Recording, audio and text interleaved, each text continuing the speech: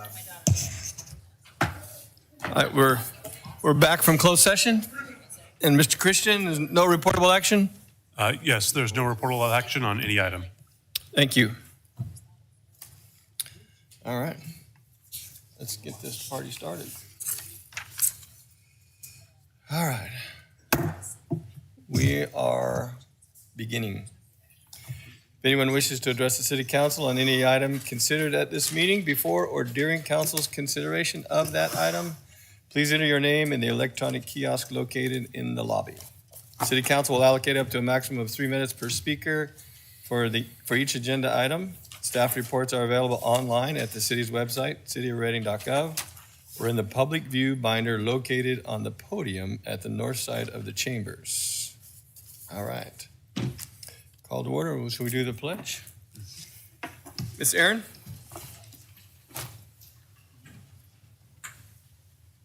Pledge allegiance to the flag of the United States of America and to the republic for which it stands, one nation, under God, indivisible, with liberty and justice for all. Amen. Thank you. Thank you. Lynn?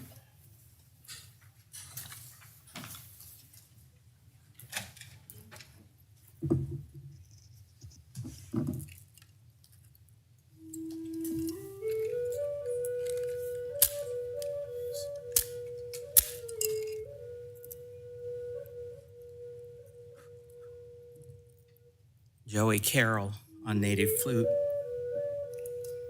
I invite you, if you're comfortable, to close your eyes and take a long, slow, deep breath in. At the relaxing exhale, we are joined together as we stand in reverence and respect for the original people of this land, the Wintu. And we offer this prayer to the Creator, to the Great Spirit, to all our ancestors and teachers, to the two-legged, the four-legged, the winged creatures, the rocks and minerals, our brothers and sisters of the insect world, the plant life and the life that fills our waterways, and the life-giving energy of water itself, to the one ocean, to the trees, to our global community. We give respect, space for recognition, value. We work together in this community and through this government agency to create sacred space for families to gather, to grow and flourish. Where all are welcome. There is a season in this community of great prosperity that extends through time, through the creative energies of all who gather to plan, to work, to benefit this community. We give thanks for our community leaders, those dedicated to the well-being. We give thanks for the beauty of this life. This is a place where differences of opinion are respected. When decisions are made, there's support to carry those out. So we give thanks to all. And as we come together, there's a presence of peace, a presence of beauty, of understanding. And so we offer this prayer to the Great Spirit, blessing all who are gathered. And this energy leaves this room and permeates our community, the North State, our nation, and across the one ocean and our global community. There is health and wellness for all. and into the cosmos. We give thanks to all our relations.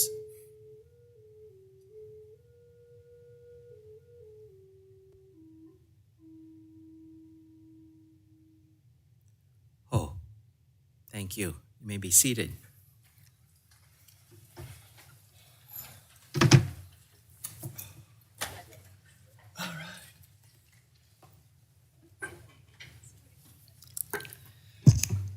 Ms. Fritz, I don't know if you needed a moonlighting job, but if you want to apply for the call map, I think that every time that you speak that I just feel so peaceful and could fall asleep. So I mean that in the kindest, most, I really appreciate it. Yeah. So Annette, for the last time, Annette Cates, everybody, she's retiring. How many years, Annette? 23. We're so grateful for your service. We're so grateful for all that you've done. And I know and I see a lot of what you do. So I'm thankful for you, for everything you've done. Mr. Tippin, do you have any words of wisdom? Do we not have? If you don't, Is there no? Words of wisdom, I'm not sure I have any of those left. But Annette has been great. She has done everything she's been asked. She has recently, in the last couple of years, has been in our records division and really kind of turning that around with all of the new requirements in Public Records Act and moving into Laserfish. And so she's been instrumental in all that. And she's obviously been a key support to Charlene in her transition to the city clerk. So I agree with everything you said. She's been great to work with, and we will miss her dearly. so for the last time, Miss Annette, roll call. Here. Danuka, Present. Resner, Present. Lata, Here. Mayor Munz. Here. Thank you. So City Council will allocate up to a maximum of 3 minutes per speaker for 30 minutes total at the beginning of the meeting for public comment for non-agendized matters within the city's jurisdiction. The mayor will determine the order of speakers. If 30 minutes is not adequate to accommodate all of the individuals who have submitted their name through the electronic kiosk, the council will trail this item to the end of the open session agenda. The remaining speakers will address the city council at that time. It looks like we have one speaker. Huh? No public comment. Okay, so that's for another, okay. So we can move on to consent agenda, is that what you're telling me? All right. The consent calendar contains items considered routine and/or which have individually scrutinized by the city members. Hold on, lost my train of thought here. Individually scrutinized by city council members and are anticipated to require no further deliberation. If a member of the public wishes to address an item on the consent calendar, please enter your name in the electronic kiosk located in the back before the consent calendar is considered. It shall be the prerogative of any council member before the consent calendar is acted upon to 1, comment on an item, 2, respond to any public comment on an item, 3, request the record reflect an abstention or a nay vote on an item, or number 4, remove the item and place it on the regular portion of the agenda for the delivery of staff report and/or extended discussion deliberations. Do we have any pullings? I know. Yeah. I want to pull 42C, 46D, and 411C. Okay. Thank you. Somehow 411C. say them again, Tanessa? 42C. 42B or C? C as in cat. All right, 46D as in dog. all right. And 411C as in cat. Or them C. Okay, thank you. All right. Besides those three, we have a motion. Oh, now we go to, okay, Captain Suzanne Chouette. Did I pronounce that right?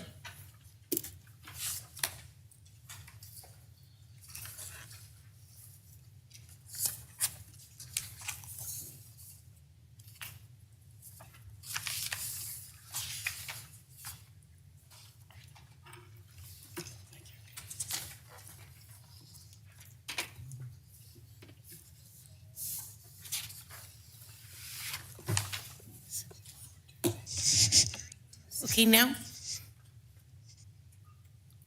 I'm sorry, this is my first time. You're doing great. Okay. My name is Suzanne, Captain Suzanne Schutte.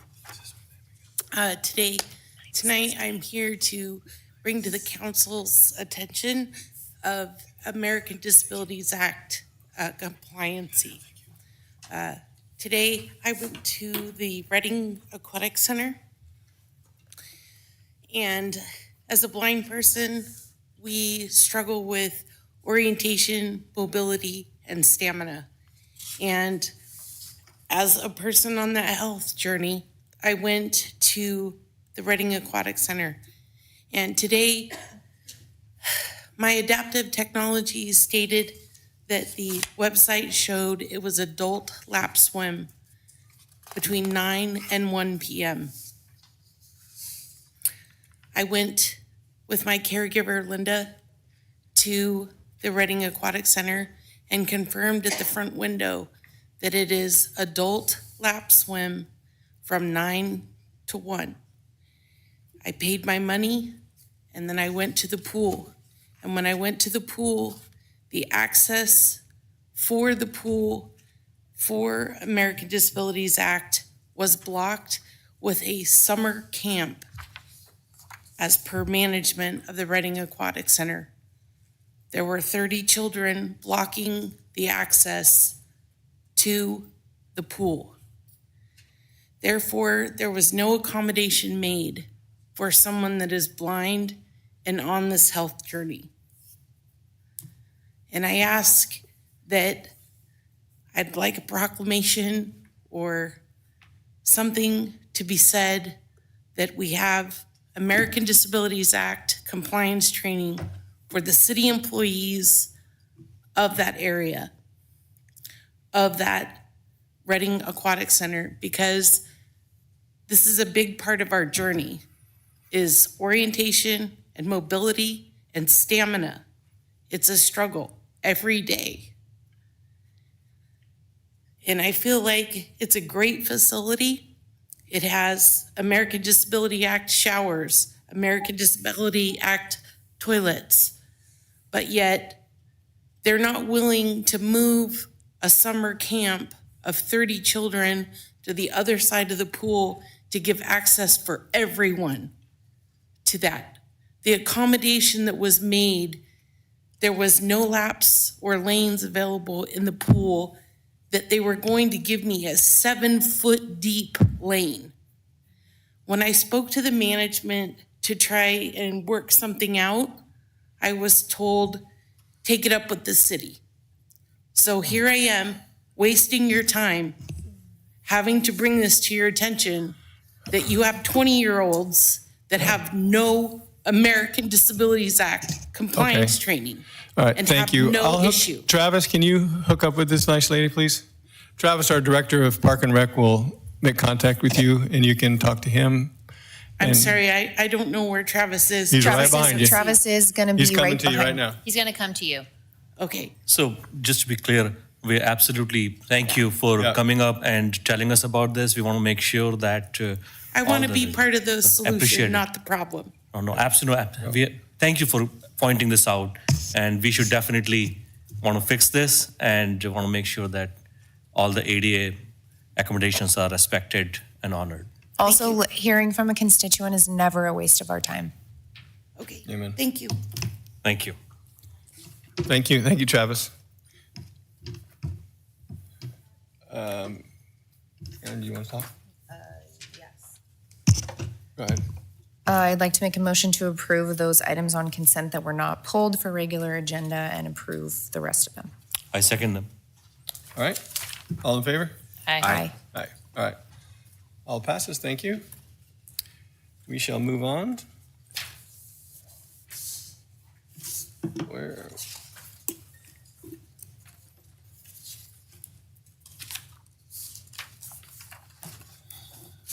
So we go to 91C first, then 9.1D, and then 9.2. All right. Yes. Mr. Robinette, are you up or? Mr. Tippett? Yes, sir. I'm here to present the master fee schedule. Good evening, Honorable Mayor, Council. I first always like to start out by thanking those members of my team who are most integral in getting us to this point. While, it's a 12-page spreadsheet that we attach to the staff report, it's many hours of work that are put in behind the scenes to make sure this thing is accurate, well-reviewed, and presented to council. So Maggie Youngs in my department took on a bulk of the work, and then I will say basically every department director and their financial like management analyst staff type people took a lot of work on in developing their individual fees. You will notice finance is the one that's here presenting this, but this is truly an effort of the entire city team. So I always like to start out with an overview of what is the master fee schedule. It's a listing of fees by department. Oftentimes you'll see authority citations included. It's a cost recovery mechanism. I like to pause and just talk about oftentimes we may not be recovering all of the costs. Oftentimes that is the case. Some fees, that's a specific council initiative that's making us not necessarily seek 100% fee reimbursement on those programs. But, the ultimate authority allows us to provide revenues up to the amount of the costs that we incur to operate those items. So as I mentioned before, the departments work hand in hand with finance to determine the fees and what amounts to charge. We do a pretty thorough review. We ask a lot of questions to ensure that they are capturing all the costs that are includable and making sure that their fee is accurately calculated. As you'll notice, probably the next slide, I'll talk about CCI and CPI. Those are kind of standard increases that we use. They're validated for appropriateness every year by the departments. This year, I think there was an especially big call to make sure that we were adequately collecting fee revenue in the amount to offset expenditures where possible. So the focus of the presentation will really be primarily focused on those fees that change by something other than CPI or CCI. Again, as I mentioned, we have certain rounding conventions, and then we use CPI and CCI. They're listed here that were utilized to prepare this report. There are some fees in this that do not use CPI or CCI or any type of escalator. That would require the department to look at it every year. And as you can see there, we use certain rounding conventions depending on the amount of the fee that is being charged. So this is a listing of the departments that had no changes to their master fee schedule. In the case of the city clerk, there was a very minor language change that I just decided to lump in with ostensibly no changes. But the rest of these departments, as listed here, had no substantive changes other than, in some instances, CPI and CCI. So getting into those that changed or new fees or removal of fees, starting with community services recreation, they have a new fee that will recover the costs of baseball and softball field preparation. And then they have a new fee for pickleball court user fee for 6 courts. And then they're removing a fee. Actually, it's an antiquated system they don't use anymore, and so they removed it from the master fee schedule for, there was an aquatic center card that you could use out of the aquatic center. They're no longer using that system, so they removed the fee associated with the replacement card. Next up, they amended a couple fees. They amended the minimum at the Lake Reading sand volleyball courts from 2 hours to 1 hour. They also consolidated the Riverfront Amphitheater from multiple lines on the schedule to one single line. Can we go back to that? You want us to go through them one by I one, think or it are you would going to be do the whole thing? best if I present the whole thing. I actually think the public hearing might require me to present the whole thing, take public comment, and then ask questions, or can we Sounds ask good. questions? Yeah, that works. And to be honest, I'm going to ask the directors to answer these questions, and it would be a lot of shuffling back and forth. Smart. Yes. Okay, so the fire department is next up on the list. Last year, actually, they initiated these 3 fees, some pretty major changes to these 3 fees. This is the second year of those major changes. When they implemented those major changes through the cost analysis that they did, it was decided that we would take kind of a 3-year staggered approach to the increase. So this is the second year of kind of that 1/3 staggering of the increase to get to the full assessed fee that they plan to assess in a couple of years. So that's an example where frankly, we're not recovering the full cost that we determined would be appropriate for these fees. But it was determined, frankly, the level at which it would increase was so substantial that it would be better to kind of phase that in for the community. And then they made some changes to the inspection fees. Police department, they basically only changed the massage parlor permits, and there's an increase to the new permit based on the cost analysis that was done. And then the renewal of the permit was changed very slightly. As part of that cost analysis, they realized actually it's not cheaper, but it didn't go up as much as a CPI or CCI, and so it only went up $1. Information technology, GIS, or Geographic Information Systems, has an increase in their kind of custom mapping or GIS analysis fee. They're changing the hourly rate to better reflect the cost of the employees that do that work. In the Public Works Department, Solid Waste has a new fee for their Mater lock padlock for commercial waste receptacles. They amended some fees, prohibited items, microwave fee, and they added some language to increase a variety of fees that are listed at the bottom by CPI in the future. Airports has new fees for terminal building rent. They have a new fee for delivery, receiving, loading, and unloading assistance fee. And then they have a new fee for badge audit noncompliance. They are removing the small package delivery vehicle use fee. They've amended the language or the structure for the fuel flowage fee, reducing it from multiple lines, or increasing it from one line to multiple lines by types. They changed the landing fees for non-scheduled or freight over 60,000 to actually be over 12,500. They changed the long-term parking for special circumstances from an annual pricing model to a monthly pricing model. The consolidation of oversized vehicle pricing structure to utilize one line for daily and weekly rates.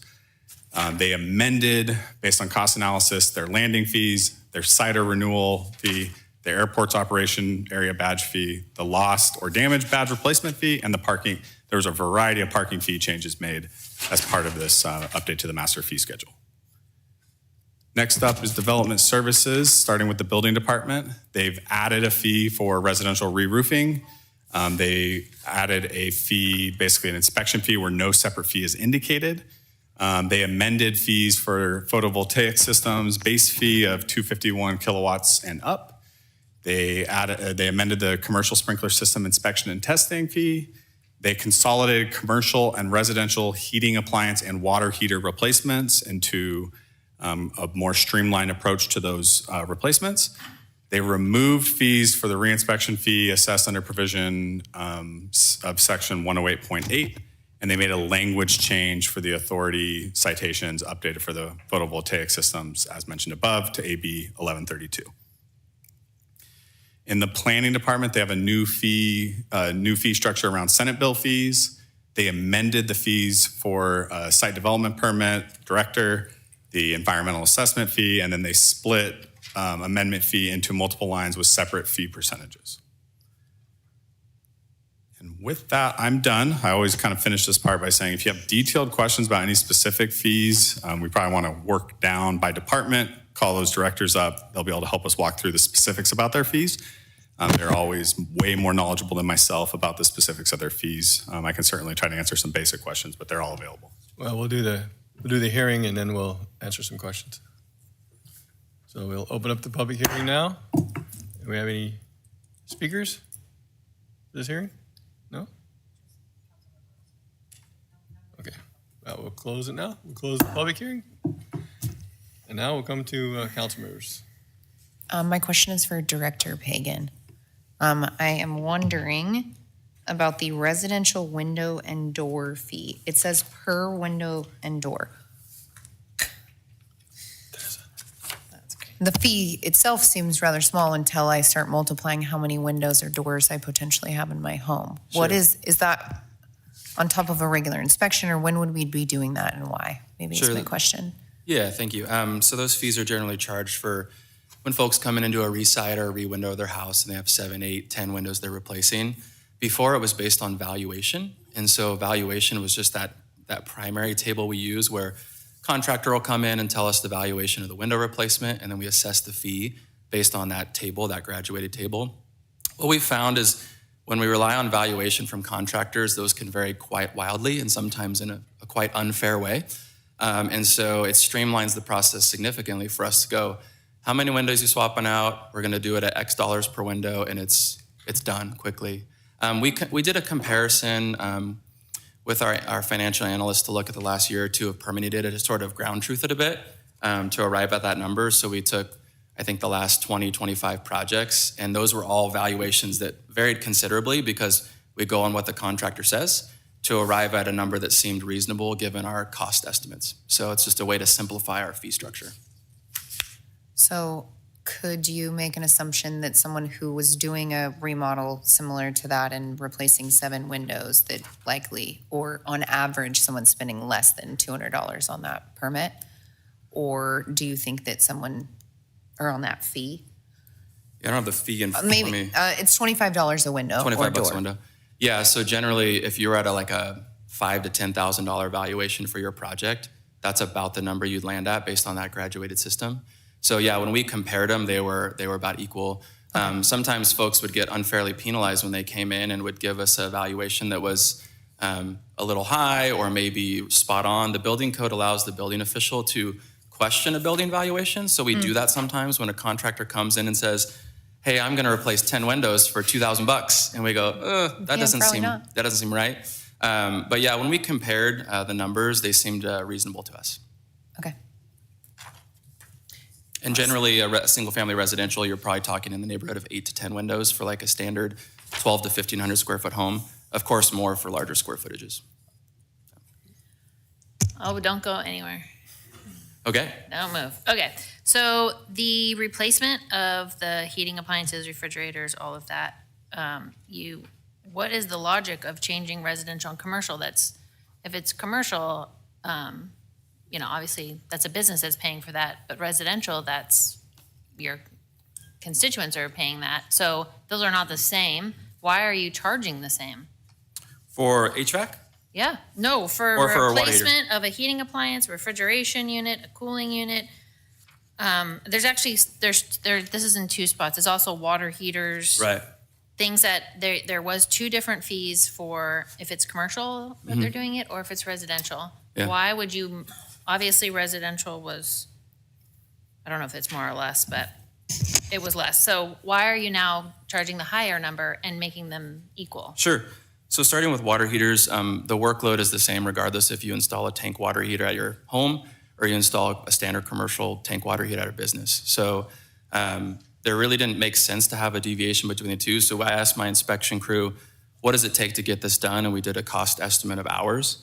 And then we actually looked back at our database of about 500 to 1,000 permits to see how often our inspectors actually go out to inspect these sites. And so for a water heater, for instance, it's just one inspection.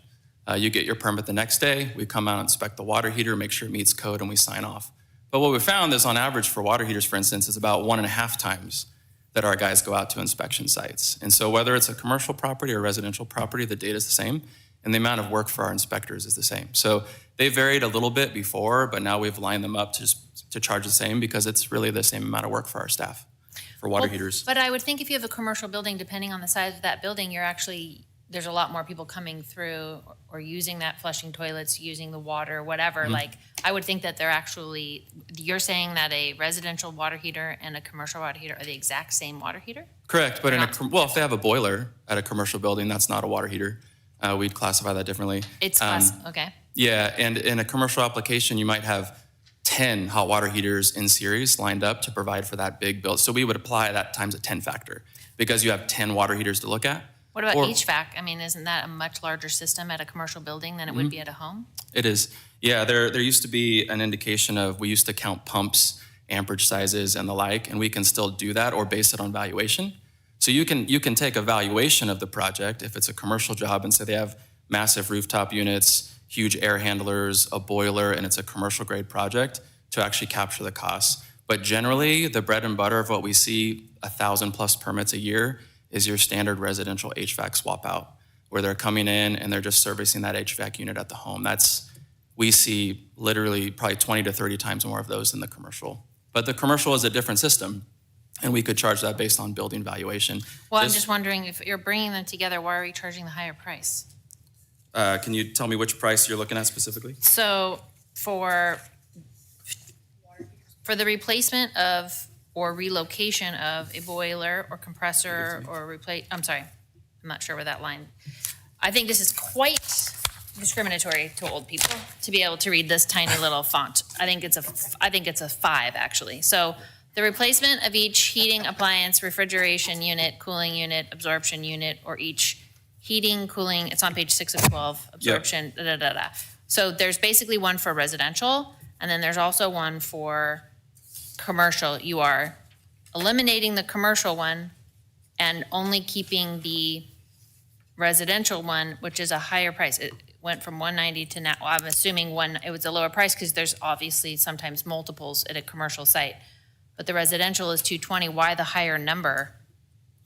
So for that, we just did a cost estimate and we boiled it into one. You see below that, you have up to 3 horsepower or 100,000 BTU per hour. Those are still in the fee schedule, and we would apply that for higher powered and more units on commercial In projects. addition? Yeah. I know, so then why'd you go with a higher number? That's all I'm saying. We honestly didn't pick lower or higher. Why didn't you do 190? Because we just estimated the cost time, estimated to do that. So for a water heater, we estimated an hour of time of admin to intake the permit and issue it. We estimated 1.5 hours of inspection and then 1 hour for closeout. And then we used our staff costs to arrive at a number. So we did zero-based budgeting. We started at what does it cost us to provide the service? And that's where the fee comes from. So for residential, it's 220. For commercial, it starts at 220 plus these other numbers or just the ones below? Plus the other numbers. So up to, you add on 3 horsepower, 100,000 BTU, you add in air handlers. So for residential, that wouldn't come into effect because it's a standard. But wouldn't it be less time that you'd be spending at a residential? Correct. If So you're it'd be not less doing money. all these other? Yeah, so we would only charge the flat fee of the 4.5 hours of staff time for the residential replacement. But commercial is going to add up because it's more significant, depending on the application. What about for a water heater? It would apply for both HVAC and water heating. Well, for the water heater, there are no graduations. You just charge the higher number. You made it for one. Residential, commercial are now the same, and it's a higher number. So I was looking at the 220 for replacement On of each. 712, on page 7. Okay, let me move to that now. I moved over to the water To plumbing. heater. Since you defeated me on the other one, let's move over to the next one. Well, I'm just giving you, given where we got these numbers, we definitely put some work into calculating them. So page 7 on water heater. Yeah, again, there's really no distinction there. So mechanical equipment can deviate quite a lot. So when you look at BTUs per hour, you're talking about the heating and cooling loads of big, huge mechanical systems on buildings. So your HVAC residential unit for a single family home is simple, and you add that fee, and that's about it. No, when but you the get to your water heater replacement for commercials, like $190. Mm-hmm. And then for residential, you're now saying it's 220, and then you just eliminated commercial. And now, if I get my water heater replaced at my business or at my home, it's the same price and it's a higher price. Yeah, if you're a standard tank or tankless water heater, whether you're in the residential or commercial space, it will be the same. It's the same, Yes, same amount of work for our inspectors. same amount of time. If it's a commercial grade boiler and it's a massive, huge building, then we would evaluate that differently. But for a standard water heater, it'd be the same. Okay. Aaron? I have a clarifying question because I think that, Ms. Audette, are you attempting to say $220 is an expensive price and what's the motivation for getting a permit and not just swapping out my water heater? I just Or feel- you just, I just think that. Because that appears When you valid. do it, when you have it, I just think that I think the charging, you charge differently. Commercial and residential, they charge different. They charge more for commercial, you charge less for residential sometimes. I'm just saying like contractors or whatever, like it's a business, if it's a business expense at a commercial building, that cost is incurred by a business. But in residential, it's incurred by, it's just coming out of your checking account. So it's just a high price to pay. It's going up quite significantly. It's not going up by CPI, even though it says CPI, it's not. It's almost doubling. And that's a huge cost to the residents. And so the next time somebody comes to replace your water heater, you're gonna be like, whoa, what the heck? Why are you charging me an extra $100 for this? I want to be able to tell them it's Jeremy's fault. So I just think that's a lot of money. I think that's a huge increase. That's not a CPI increase. That's a big increase. And now you're adding, you know, with, Do you want to make a suggestion of Not to interrupt, interchange? but Well, the no, 'cause you said reason, it- the he reason we did- they did the redline those survey. and call them out is because they use the methodology different than CPI or CCI. So in this case, what Jeremy's outlining is he went through a process to analyze the staff time it took to provide the services on those, and that's how he arrived at the fee, which was a variance from CPI or CCI. So it's what it's saying when it says CPI or CCI means in the future, unless there's another analysis done, we'll use CPI to increase it next year. Just want to provide that clarification. But we do, and to that point, we issue well over 500 to 1,000 of these styles of permits. So if we're losing money on each permit in terms of cost recovery, that's where we focus some of our efforts, because these make up probably anywhere from a third to a half of all building permits issued in a year. yeah, we're nickel and diming people to death, and it's just a lot of money. It's a big increase. It's $100 increase. So that's why I'm asking about it. Just want Yeah. clarity on it. Well, certainly, it's our best estimate of staff time to actually do the work. Yeah. But of course, the council has the prerogative to reduce. But that's our best estimate of the reality of the cost to provide the service. And I would just add that, more directly, that as we discussed through the budget workshops, any money that's not collected is borne by the general fund. And so as we went through these, as Jeremy just noted, we're trying to identify those permits that are costing us more than we're recovering and making some adjustments. These haven't been adjusted for a long time, except for by CPI, even though the costs have gone up. And so this is our attempt to meet the requirements that the council set forth. But as Jeremy said, it also is clearly your prerogative to charge whatever you wish, just knowing that the balance will be borne by the general fund. For sprinklers, it was previously $2.60 a sprinkler. It's going up to $325. How many sprinkler heads do they normally have in a house? Oh, in a Is that for home? residential, or does it matter? That's a single-family residential. I mean, you might have anywhere from like 10 to 15 sprinkler heads in a standard-size home. The problem with that fee was it takes actually 3 inspections for our guys to look at it at pre-piping and pressure-reducing valve installation to, we do a water pressure and flow test to make sure it meets code, and then you do a final inspection to make sure all the pipes are glued correctly and the sprinklers aren't going to bust open. So it's 3 trips to the job site. We found we were actually charging on average something like $50 or something Yeah. for that. And actually all that money was going to fire department, not us, which is, it's general fund, it kind of works out. But that was a glaring one for us because we do that on every single family home. And the cost wasn't being recovered adequately. And then the same for the review and inspection of fire service. Those are just big jumps. Is that the same thing? They were just more inspections? You're speaking about fire plan review items. Those we actually, It's under the development services. It's on page 6 of 12. It says review and inspection of fire service line, review and inspection of fire pump, review and inspection of stand. yeah, correct. Those were actually handled by our fire department in terms Oh, of their feedback. previously. Yeah, the only one that building did was the residential fire sprinkler inspection, because we do that inspection. The other inspections you're noting are actually done by our fire department, so that was based on their input. So I should ask the fire department? Yeah, I could look out for help from Jay in the audience, and he could speak to that. Okay. But the residential fire sprinkler is us. Our building inspectors do that function. Thanks, Jeremy. Yeah. All right, we entertain a motion? No, I have Yeah, questions for I- other.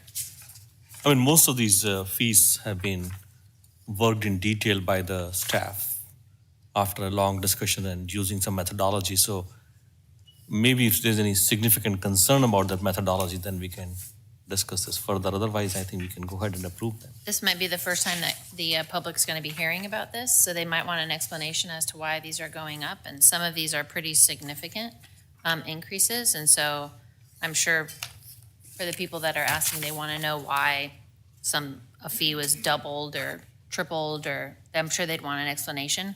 So that's why I'm asking while the directors are here to be able to give an answer. Right, to that. absolutely. But I'm just saying this, maybe we can ask for overall methodology, and if there's any difference to be made in that, then we can go over individual one if you want to pick. Is a fire inspector? Mike wants to say something. Go ahead. Yeah, what I've heard earlier is that we're not setting these fees to make a profit, to make money. They've done a cost analysis. They've studied this. They're the ones that are looking at all the past usage with all the permits, adding up all the hours, learning about all the manpower it takes, and setting the right fee. So to your answer there, if you have to answer the public, it sounds like it's really simple. They've set the costs to make sure we break even. It's not to make money in the city, and Actually, I trust our not analysis. breaking, still not breaking even, my understanding. It's still less than the cost. If I may, Mr. Mayor, it's actually a good chance to remind everyone, that's actually a requirement of Prop 26 for most of these fees. The ones that are facility rentals, you do have the ability to potentially make a profit, but by and large, all of your fees, all of your fees for services are going to be limited to cost recovery at most. Now, there are various methodologies you can use. In some cases, you can, distinguish, say, between the commercial and the residential, but you need to have a justification for why it would be different in those cases. Additionally, you could, charge by the hour. You could switch to a flat fee based on estimate and averaging. But at the end of the day, the system has to be built to recover no more than the actual cost of the service provided. I would say for development services, we subsidize it. So all of these things are going to be subsidized to some degree or another, and we have to decide which ones should be subsidized and what shouldn't, and by what amount. And so while we can't charge you more, we can charge you less. And so I do want to hear justification when we are doubling fees. I've had 3 emails just this week about people's bills being increased by $5 to $15 for different things. And so I think it matters to people. So I'm just going to ask the questions. Just so that people understand. Hi. On the sprinklers, I guess you can answer on the, was it sprinklers? Is that where we left off in development services? Yeah, there's several different things about sprinklers. So you're talking about commercial sprinkler systems. And Fire pumps. Yeah, Sorry, fire pumps. Everything that's underground. So we inspect when they come in and put in all the pipes. We have to go back actually 3 times to inspect different areas of it. So we have thrust blocks that we have to look at and they get checked off. And then valve connections, they get checked off. So each of those inspections for just the underground, we're there 3 times. Okay. That's why there was an increase. We'd only charged for 1 hour. And I realized when we went through the whole process, it's like, wow, the city is subsidizing this and we keep going back. And when you get into commercial sprinklers and we're doing checkoffs, what the developers had been doing, let's say a really large structure, they finish one portion of it and they ask us to come in and to inspect the sprinkler system. Well, the whole building's not done yet. And so we will go inspect that so they can start doing sheetrock. Mm-hmm. But we still have to go back 2 or 3, 4 more times to inspect the entire structure before we'll sign them off for the whole thing. And so all of the increases in that region were because we were spending 3 to 4 hours at every development, and we're trying to make it more transparent to them of why they're being charged. That makes sense. Under the fire, I think there was another one that more than doubles, and I think that was under the fire code annual permits for, I want to say, is it transportation? For explosive blasting? Is it, you're not going to know what I'm talking about because I'm holding this, not you. Yeah, I know. So under the fire code annual permits, it's under the fire department. Is that you, or were you? No, that's me. Okay. It said, explosive, well, first of all, it's explosions and blasting permits. I'm assuming that's just the 4th of July, or people blasting things? One, I don't think we've ever charged for it, but nobody has actually really looked at that fee because it's kind of buried in there. Nobody has touched it for probably 10 years or changed it for a long, long time. I just went through line item after line item to adjust it to what it costs us today. Okay. But I'm not aware, same thing with like the hazmat fee. I don't think we've charged for that. Okay. The only time we do like hazmat is if there's a DOT transportation accident where the federal law says that they will reimburse us. Totally different process that we do that with that. But I'm not aware that we've even charged for it. I was just updating things to what the cost is for us to do business today. To just keep it consistent. Consistent. Okay, Correct. thank you, I appreciate that. Thanks. I only have one more, and that's for Travis. The amphitheater cost is going up to $300 an hour. It's not going to be changed by nonprofits or charities or different entities. How often are we actually renting the amphitheater? Let me take a look here real quick at the fees. So that is a daily use rate of $300. Right. We don't rent that facility hardly ever. Ever, right. And it is a super duper maintenance hog, I would Yeah. call it. It's always broken. Lots of electrical issues down there. Yeah, Lots of lots of tampering. them. So it takes a lot of work to get it up and running for an event. So yeah, that's why. But we're not actually renting it very often. No, it's not being rented very often. And in fact, I pulled a report yesterday or this morning. Last 2 years, I didn't see a single rental in our software. So there might be some stuff that's popped up there, but nothing that we're renting it for. So people are actually using it for things, but they're not actually renting the space to do it. They're just using it. Yes, they wouldn't have access to power, but they could go there by themselves. What they pay for with our rentals is exclusive use. So And electricity? yeah, it would be access to electricity, things like that. So But otherwise, there is no access to electricity? no, it's shut down at the breaker, and then everything is fed underground to the stage, but the outlets are always broken on the stage. So we have to fix them when there is a reservation. Okay. It's because it's a stranded thing Yes, out there. I know, and it's not in a not a good lot of spot. eyes on it. Yeah, okay, thanks. Thank you. Can I make a motion to? I will second that motion. Thank you. After all of that? Aye. All in favor? Aye. Hi. Passes unanimously. All right, we shall move on. 6.2.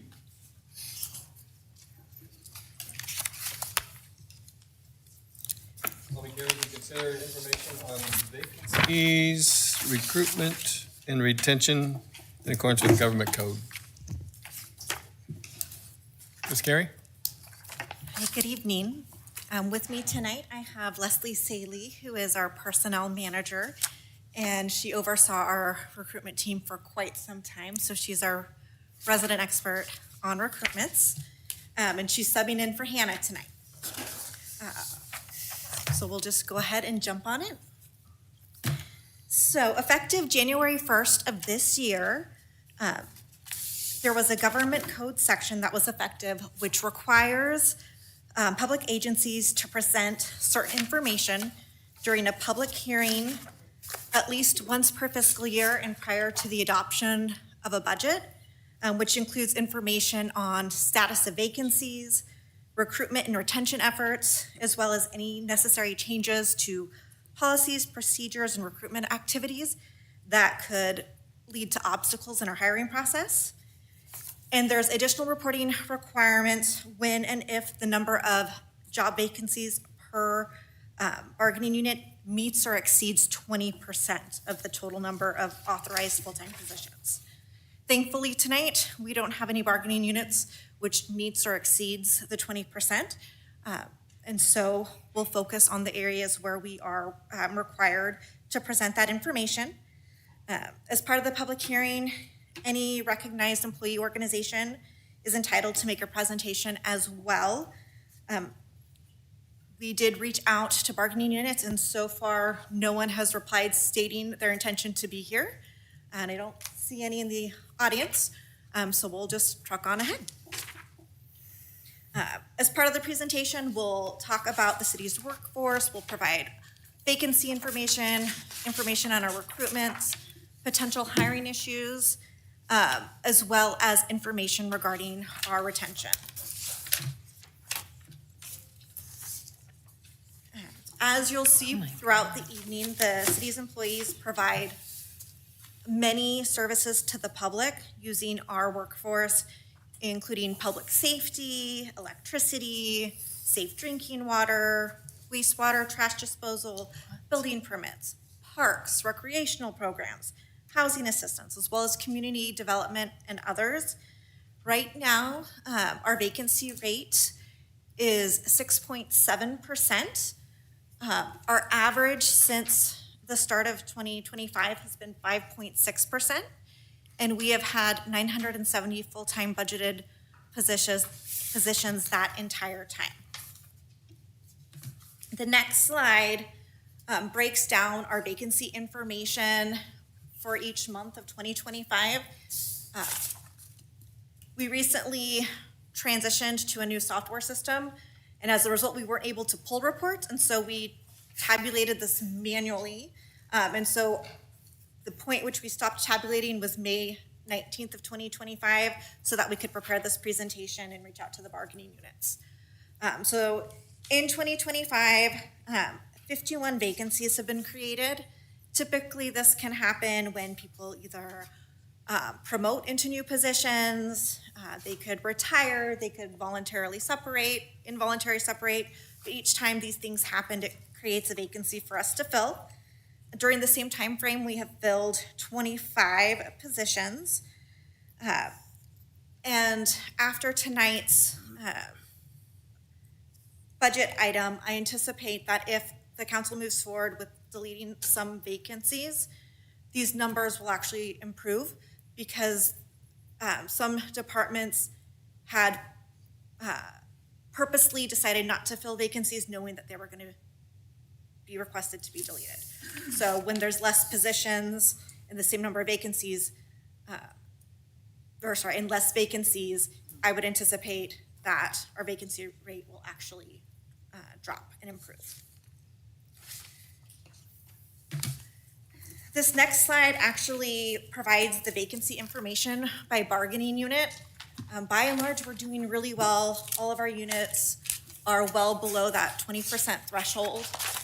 Right now, the position with the highest vacancy rate is our fire management unit, which only has 7 employees, 7 positions budgeted, and right now there's 1 position that is vacant, which I believe will be maybe deleted as part of the budget process, so that would drop down to 0. For the unrepresented employees, I did exclude city council because we would not be recruiting to fill the positions, so it made Maybe you sense should. not to include you in Something to think our about. vacancy rate. All right, so I'm gonna step aside and let Leslie present. Thank you, Carrie.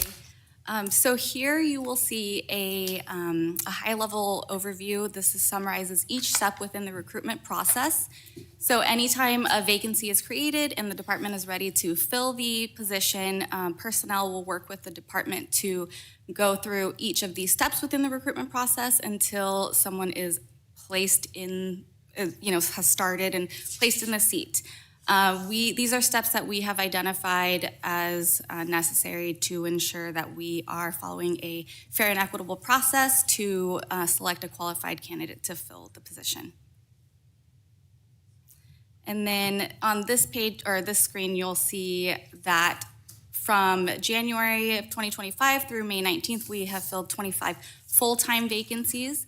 And then this is broken out by the type of recruitment that we filled them with. So ongoing recruitment is also known as continuous recruitment, and that means it's open until it's filled. And then we also included the average number of days that it takes to fill each type of vacancy. I'll hand it back to Carrie. So as part of this process, we reviewed our policies, procedures, and our recruitment activities to identify what could be perceived as potential obstacles to the hiring process. And we identified 4 potential obstacles. The first is a lack of dedicated funding for compensation and classification studies. Right now, the current plan is for the personnel department to complete these studies in-house instead of going out. But the amount of work involved with this is pretty burdensome, and it could pull us away from other recruitment activities. Additionally, benefit costs are rising, which can sometimes impact the benefit program offerings. We plan to continue to work with our broker to explore potential benefit enhancements which don't increase costs. Our personnel manual and several of our policies require updates. Several of our policies are outdated. And so as part of the next year, we plan to make it a goal to draft 6 updates per year. Primarily, well, there's several on the horizon, but certain ones that could potentially help with recruitment would be, we could look at relocation reimbursement, we could review our outside employment policies, our leave policies, our nepotism policy, is in need of some revisions. However, once they're drafted, each policy still has to go, it's subject to the meet and confer process with the different bargaining units and then to city council approval. So even if 6 are drafted, it may take a little bit of time to get them fully implemented. And another potential obstacle has been the additional duties associated with implementing our Oracle system. Some of our transactions require us to enter the same transaction 2 to 3 times per action, which pulls staff away from other recruitment activities. As well as there's been a learning process with the new system. So we continue to attend calls with our implementer and advocate for improved functionality, better reports, and we're developing expertise within our department and planning to implement additional training opportunities for staff, because the more department staff are educated on the new system, the less fixes we'll be doing in the background. Lastly, we have information regarding retention.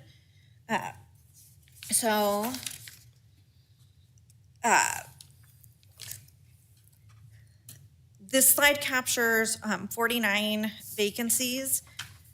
17 were due to internal promotion, 7 through retirement, 8 through involuntary separation, and 15 through voluntary separation.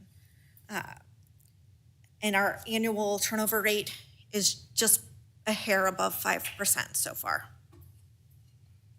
And with that, that concludes the presentation. If there are questions, we're happy to address those after the public hearing. Stand by, let's do a public hearing. Do we have any public speakers for this? Well, we'll open the public hearing on this. And apparently we have no public speakers, so we will, does it have to be open for a certain amount of time? Closed. All right. Now, any questions? Anybody want, I don't see any. Nobody. Me, always at all Oh. times. Jack. Well, Resner's ahead of you there. Oh, yeah, go for it. I would just like to make a motion to accept the report regarding City of Reading vacancies, recruitment, and retention. I'll second. With the government code. Okay. we Well, got a I motion and a have second. some Yeah, no, go ahead. questions and comments. So, Yeah, feel free. where we rush to a vote. So we have all of these open positions. We have 970 positions. Do you know how many are being proposed to be eliminated out of the budget? I don't have the exact number. Close to about 27. 27, okay.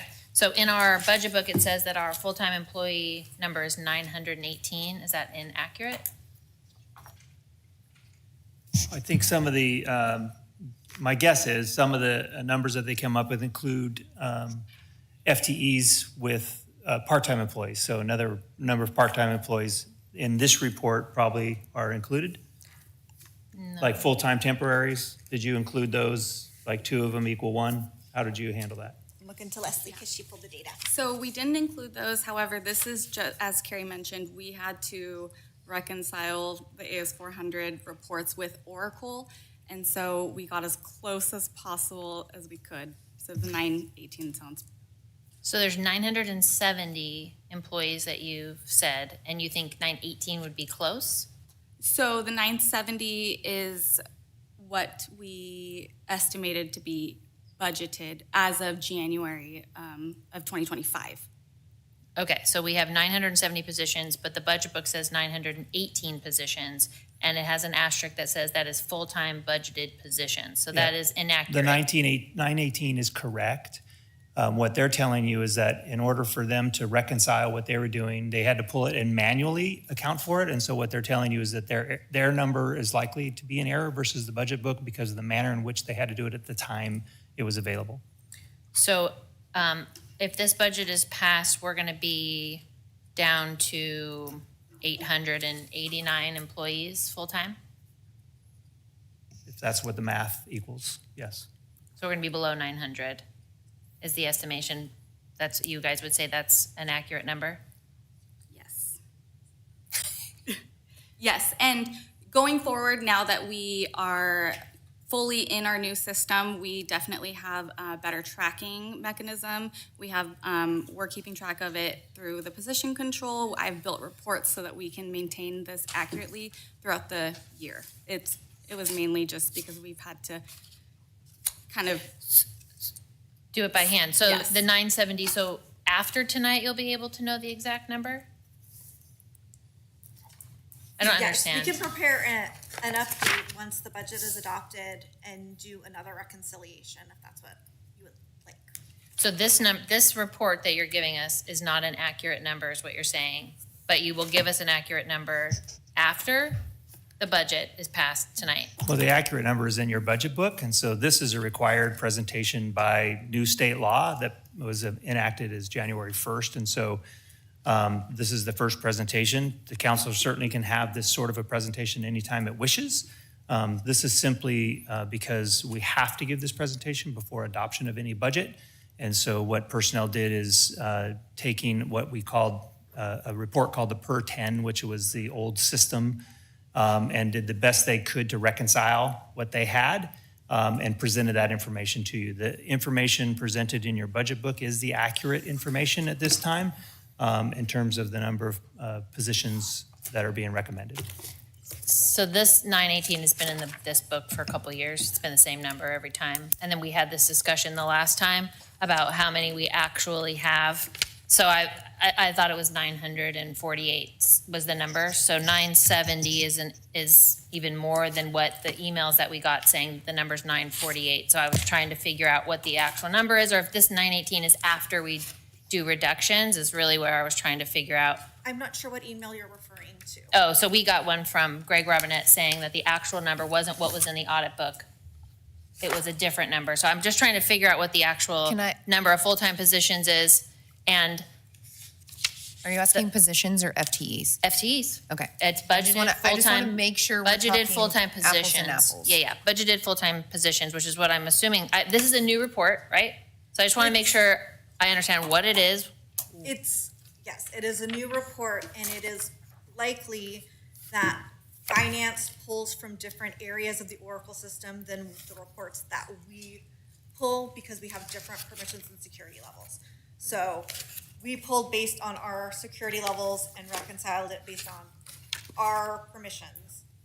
But I'm happy to work with Greg and finance and provide an update. Yeah, I mean, do you need some type of permission from us to say that you can find out how many people that we have working for us? I think what she was referring to is whether the council wishes to have more of a regular reporting other than what's required by the law. I just want accurate reporting. Yeah, in the budget book, it's accurate. But don't our number, I mean, it looked like one of those slides indicated that our numbers go up and down monthly. Not positions, but Not who's positions. employed. The vacancy rate can vary depending on how many. Okay, we're talking about actual positions, not people. Yeah, just the positions that Okay. are FTEs. there, so that, which determines your budget. I got you. So do you need permission to get that information? Do we need to ask No, for that she permission? wasn't- No, it's not seeking permission. If the council wishes to have a more regular reporting on this information other than what's required by law, it'd be interesting to know if the council as a body would like to have that. Otherwise, the authorized positions actually stay stable through a fiscal year until such time as the council would change that through a resolution. I just have too many numbers to know. I don't want a more frequent report. I just want an accurate report. And so if you need a permission from us in order to be able to access the right information to give us the We most don't need accurate number, permission. be happy to give that to you. If I may, I think the reference to the permissions was in the Oracle software, which is something that could be addressed administratively. Okay, can you get us the accurate number of how many Can you- full-time positions we actually have? You want full-time positions. You said FTEs. Those are not always the same thing, which is We can why get you're you- so I want to make sure. Whatever this report was asking for, which is full-time employed positions, the FTEs, Full-time equivalents. yes. And those positions that are going to be in whatever budget is passed, would you please provide us that number? By email would be great. You don't even have to come present it. You did a great job, but I just have too many numbers. I'm trying to figure out what the actual numbers are. Dr. Danuka. Oh, well, I just want to say I appreciate your work because especially during this post-COVID period, 4 to 5% of vacancy and turnover, frankly, it's not bad. So much appreciate this because times have changed and all the recruiting efforts and retention efforts. I just wanted to thank your department. Thank you. All right, we have a first and a second. All in favor? Aye. Aye. Aye. All right, 6.2 passes unanimously. Thank you. Thank you, Ms. Keeler. Thank you. We're moving on to 9.1. Mr. Tippin, are you up or? Yes, sir. I got to get a clicker here. So first, I want to acknowledge staff as a whole. I mean, I think in terms of developing this budget, there's probably, 1 million separate entries across the entire city, and at least hundreds of thousands. And, maybe 100 people that are engaged in, creating this document. Finance, of course, is the linchpin for all of it. And in particular, 3 people are here today. Obviously, Greg does a great job. However, sitting in the front, Kelsey, Bailey, and Tammy, you should all raise your hands. Were instrumental in getting this all put together. I think, as I will note, again, at the end, this was a bit challenging this year just because it was our new system. It's the first time we've developed this budget out of this system. And so it presented some challenges, especially since we were dealing with the downturns and the reductions that we are having to make. Given the fact that we've had 4 to 5 pretty detailed budget discussions, particularly relative to the general fund, which is where most of our issues have existed, and I intend to be relatively brief in my presentation and leaving more time for either the public to comment or for the council to discuss. With that, I'll get going. You've seen this chart before. I shortened it just briefly, but this sort of is a snapshot of where we had presented our 10-year plan in September of 24 in the first year of this budget. So that would be for fiscal year 25 and 26. At that time, we had estimated revenues of about 109 million, expenses of 114, with a net of negative 5.3. Currently, our recommended revenues are about 110 million. Expenses down to about 108 million. That includes our estimated savings that we assume, the 2%, leaving a surplus of about 2.6. And in fiscal year ending 2027, a surplus of about 868. So that was due to all the hard work that the council and the staff put in to identify those reductions so that we could have a balanced budget.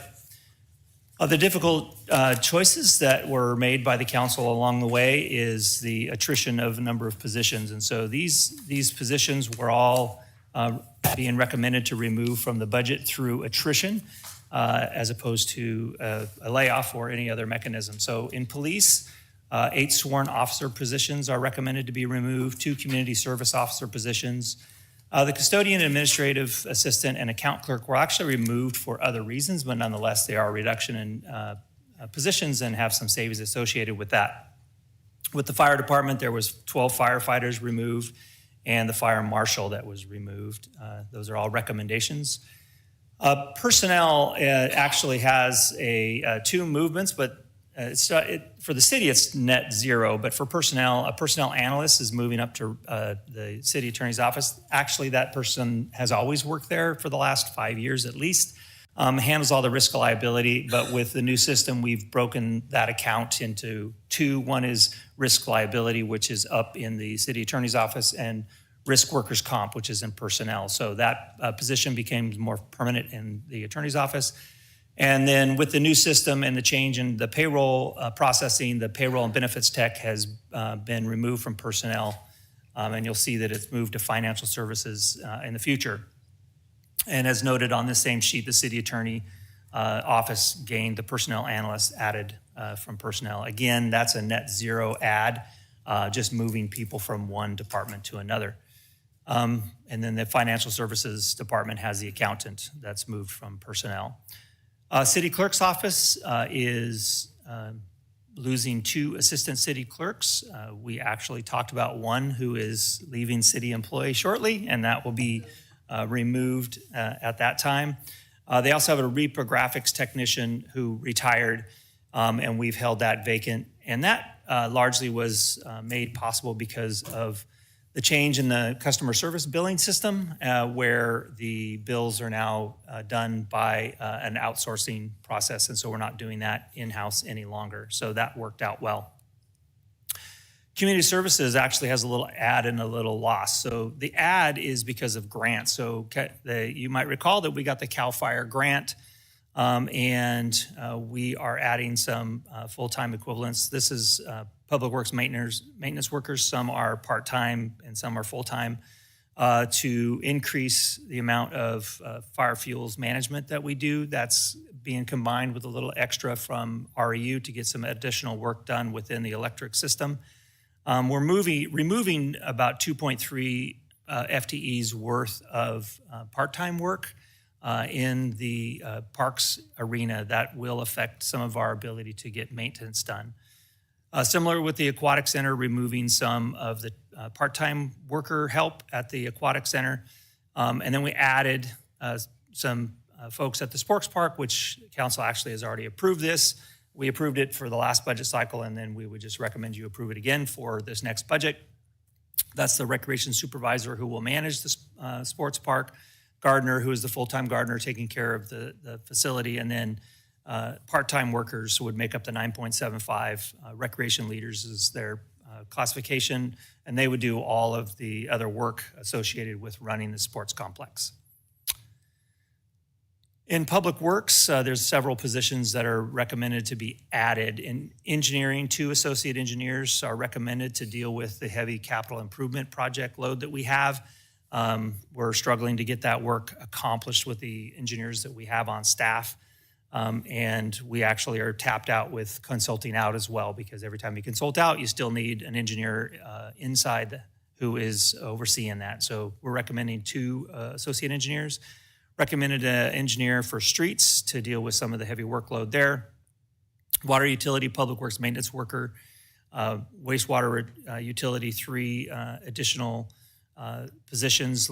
Largely, those 4 positions are related to additional work due to regulatory requirements and elements that we need to do, such as hydroclean our sewer lines to make sure that they don't overflow, and that sort of work. If you have additional questions on those, certainly the Public Works Director can answer all of those. And the electrical technician is to keep up with all of the technological advances that are required in all of our plant systems, and maintaining all the high-tech systems that are within those areas.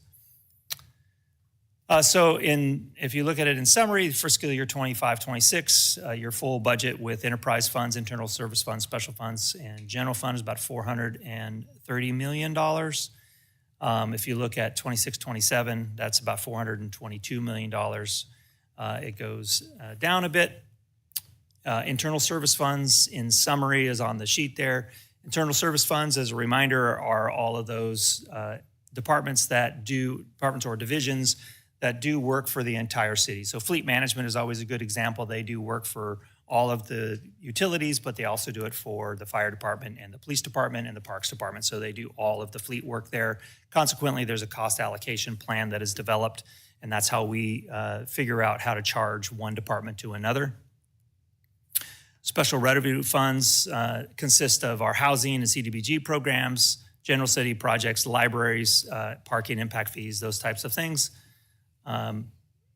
General fund, the revenue by source. So this gives you a breakdown of what our main sources are all the way down to the small. Obviously, as you know, sales tax is our largest source for the general fund. Year 1 at 31.4 million, year 2 at 32, followed by property tax and TOT. Interestingly, I would note that over the last few years, we've seen property tax creep up on sales tax in terms of its amount. And it wouldn't surprise me if sales tax stays a little sluggish that we might see property tax overtake sales tax as our biggest revenue source in the general fund. The revenue analysis, just looking outwards, as the council is aware, for sales tax, for instance, you've approved the assumption of 2% growth for years 25-6 and years 26-7, and after that, moving back up to 2.5% in annual growth. And so the blue line you'll see is the sales tax, red line is your property tax, and the green line is your TOT. And so the TOT is just represented just a 3% per year, I believe that is, in terms of just a general assumption going forward. TOT can be pretty volatile, depends on what happens through summer months. For instance, one of the things that we see with big fires in our area, we see an increase in TOT that's not associated with just normal tourism. Expenditure by function, again, this is something that the council has seen many times, and point out, of course, that police and fire make up the grand amount of our general fund expenditures. In this case, police and fire together make up 68 million of that in the first year and about 70 million in year 2.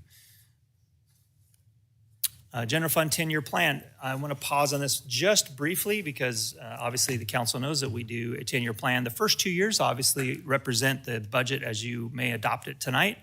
And then the out years are represented our best guess of how expenditures and revenues will flow. So when we talked about this last time, we actually had a drop in our percentages. The council knows that council policy would require that we try to stay above 10% in our reserves.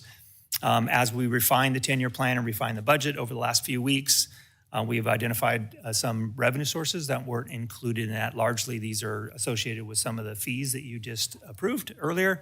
And when we uploaded those and then refined some of our expenses, we find that the first 4 years of this 10-year plan actually all exceed 10%, so that's really great news.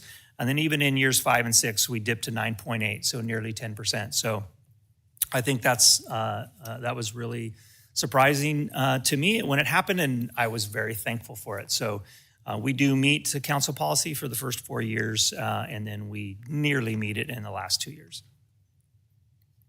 As a general fund cash analysis, that you can represent that. So the blue line is the percentages that you just saw in the previous one.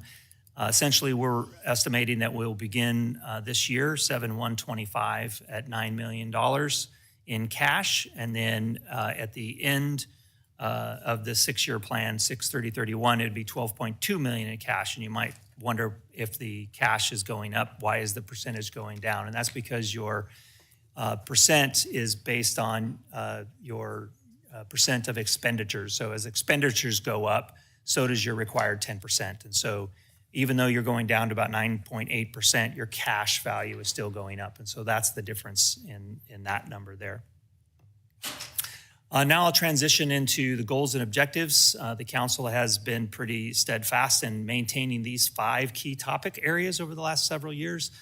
Budget and financial management, public safety, communication and transparency, government of the 21st century, and economic development. In your budget book, there's about 4 pages that contain each department's identified goals in this area. Clearly, those goals aren't all encompassing of what they'll be trying to accomplish. They were items that I pulled out of their overall goals and objectives that I thought were more measurable, so that when we would provide you a status report, we could actually provide better measurement of those things, as opposed to items that we're continued to work towards, which are a little harder to give you hard and fast measurables in terms of how we're progressing on those. In this presentation, I'll just give you a few samples of that. So the budget and financial management topic, obviously one of the key ones is actively monitor and adjust this budget as necessary. I think we all recognize that as we forecast going forward, we're not sure what the revenues are going to do, particularly with sales tax. And so as those sales tax numbers go up or down, we'll be monitoring the budget and bringing back suggested items for increase or decrease for the council's consideration. We also, now that we've nearly completed the fully implementation of our financial system, we want to back up and actually do a new budget user's handbook that represents the new system. We want to update the REU's financial management policy, and we want to implement the first responders fee that we've been trying to get off the ground for the last few years and have had some difficulties, but we'd like to get that done. In public safety, we want to complete the Resilience Center up on Panorama Park. We are working hard to identify additional grant funding sources to complete that project. We want to work to reduce pedestrian cyclist collisions. That's high on the RPD's list. And we want to increase the water valve testing and inspection, which may not seem like such a big deal for public safety, but if you think about it, really when we're exercising these hydrants and these water valves, we're making sure that that water's flowing, we're making sure that water's available in hydrants for firefighting activities and those type of things. So it is a fairly important element in public safety overall. Communication and transparency, we are going to work to implement a new agenda management software system, which I think would be great. We want to continue to increase our online offerings for development, improve quarterly financial reporting, and implement a GIS-based project dashboard. That's mainly for our public works projects so that you could actually go to GIS and get an update on what's going on with our projects. Government of the 21st century, we want to continue to work towards updating our city ordinances and actually accelerate some of the work that we're doing in the area. That'll involve all the departments, but it'll be a key focus of the city attorney's office because obviously the city attorney is responsible for really developing those ordinances at the end of the day for your consideration. RPD really wants to train its staff on the importance of mental health checkups and making sure that we're staying on top of that. And we want to implement a new business license solution, which is a bit required because the AS400 is all of our business licenses. So we're going to work to implement that new solution as well. Economic development, we want to diversify our airport revenue streams, which has always been something we've wanted to do, but with some of the current activities and with our new airport manager, I think we're going to have some opportunities to work on that. We obviously want to operate the Reading Sports Park to generate sports tourism. Obviously, we want to be more than just break even. We want to make a profit there, but we also want to make sure that we're doing everything we can to improve and work on some of the momentum that the soccer park, California Soccer Park, has going in terms of sports tourism. So we want to jump on board with that and do everything we can there. And then we continue to secure gap funding for Stillwater Business Park infrastructure. Lastly, I do want to note that I mentioned this before, that this is the first budget document that we've developed with this new system. We've identified some typos and some minor errors that will be corrected with the final document should the council approve this tonight. There will be no changes in any of the expenditure approvals and the appropriations that the council would authorize unless we would bring it back and get authorization from the council to do so. And with that, I will wrap up my conversation. And of course, staff is available for questions and all the department directors are ready and able to talk about their specific elements. I would like to make a motion to authorize and approve items 1 through 2 of this fiscal budget. I just want to acknowledge the time that staff has taken to answer all of our questions. The time, I believe that you said we've had 4 meetings to really beat up most of the things in the budget and in the budgeting process. It is not a joyful situation for a new council to be the bearer of bad news, and to nobody enjoys getting to make cuts or to say we're not backfilling positions, especially in public safety. So I am proud of this council for being dedicated to making those sort of budgetary considerations and being conservative in their estimates, and for staff for answering our questions every time we gave it back to you and said, be more conservative. Where else can we cut? So because of that, I'm going to be making a motion to approve. I'll second that motion. Just a couple of comments. It's not fun coming into the council knowing that there's a budget deficit. And it's been a learning curve, and I appreciate all the professionalism of the council members here, the directors. But just a comment is watching the budget meetings over the past 4 years, and I've said this before at other council meetings, what we can feel really good about is the transparency, that we can appreciate the wisdom of the council from 4 years ago who agreed to do some deficit spending with extra money, with ARPA money, to be able to hire more police officers, firefighters. But there was word of caution over the past 4 years that was very transparent, that just said, we can do this now, but there may have to be some cuts in the future if revenues don't really increase. So it was really no surprise coming into the council after going through budget workshops and watching 4 years of budget meetings that we're just following the lead of what the council really did for us 4 years ago. And I really appreciate the prior council members with the wisdom in the past, getting us to this point. And thank you to our finance team. We just have an amazing team. They worked tirelessly and hard at this, and we appreciate that team just more than you could ever know. This was not easy, and you helped get us to the finish line, and it just feels really good that we can balance this and set the future up for the next couple of years. And thank you to our city manager answering all my questions through all the budget workshops, personal meetings, and just thank you to the transparency that got us here. So.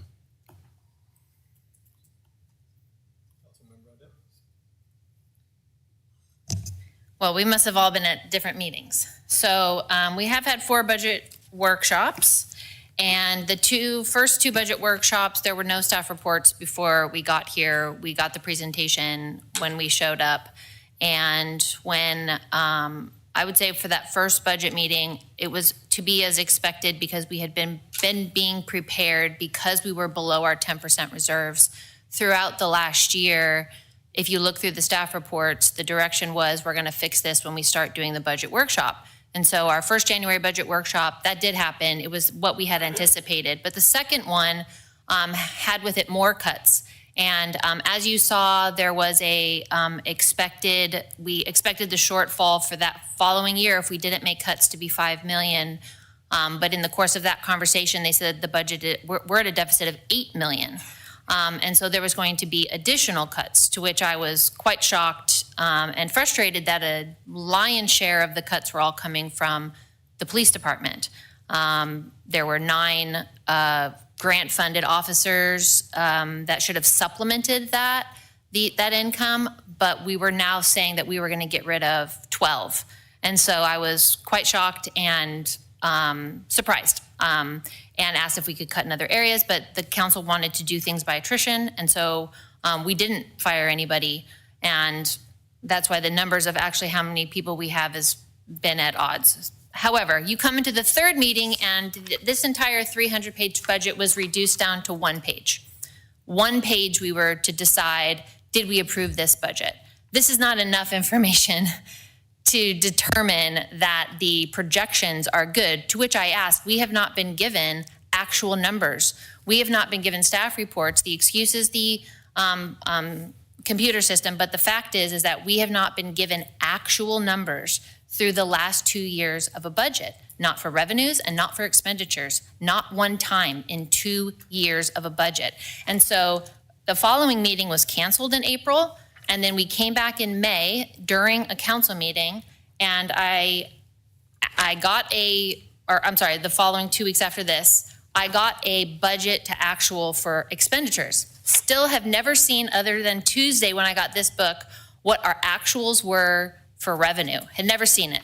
So the idea that we had a robust conversation about expenditures or revenue is not true, because Tuesday we actually got this document, which is not the same as this document of the information I got. And so I do have a lot of questions because the workshops, we were not given actual numbers. As a matter of fact, I was told you don't need actual numbers for a budget.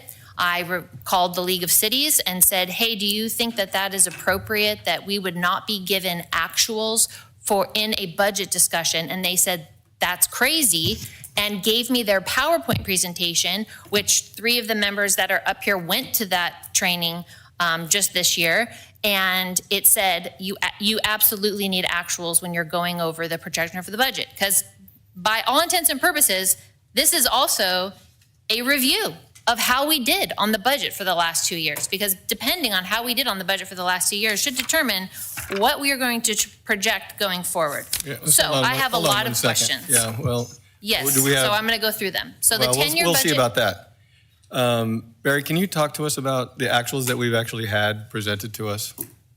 Sure. I think what Councilmember Audette is referring to is prior to the new system, we used to have a detailed line by line, very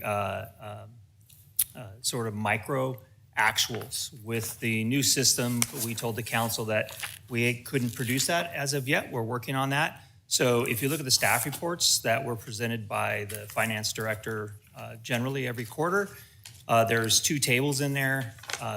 One has high-level numbers like general government, non-departmental, development services, public works, police, fire, parks. There's an actual number, a budget number, a variance, and a percent, and it's representative of actual to date. There's also a similar table for your revenues, so tax revenues, license permits, fines, and penalties.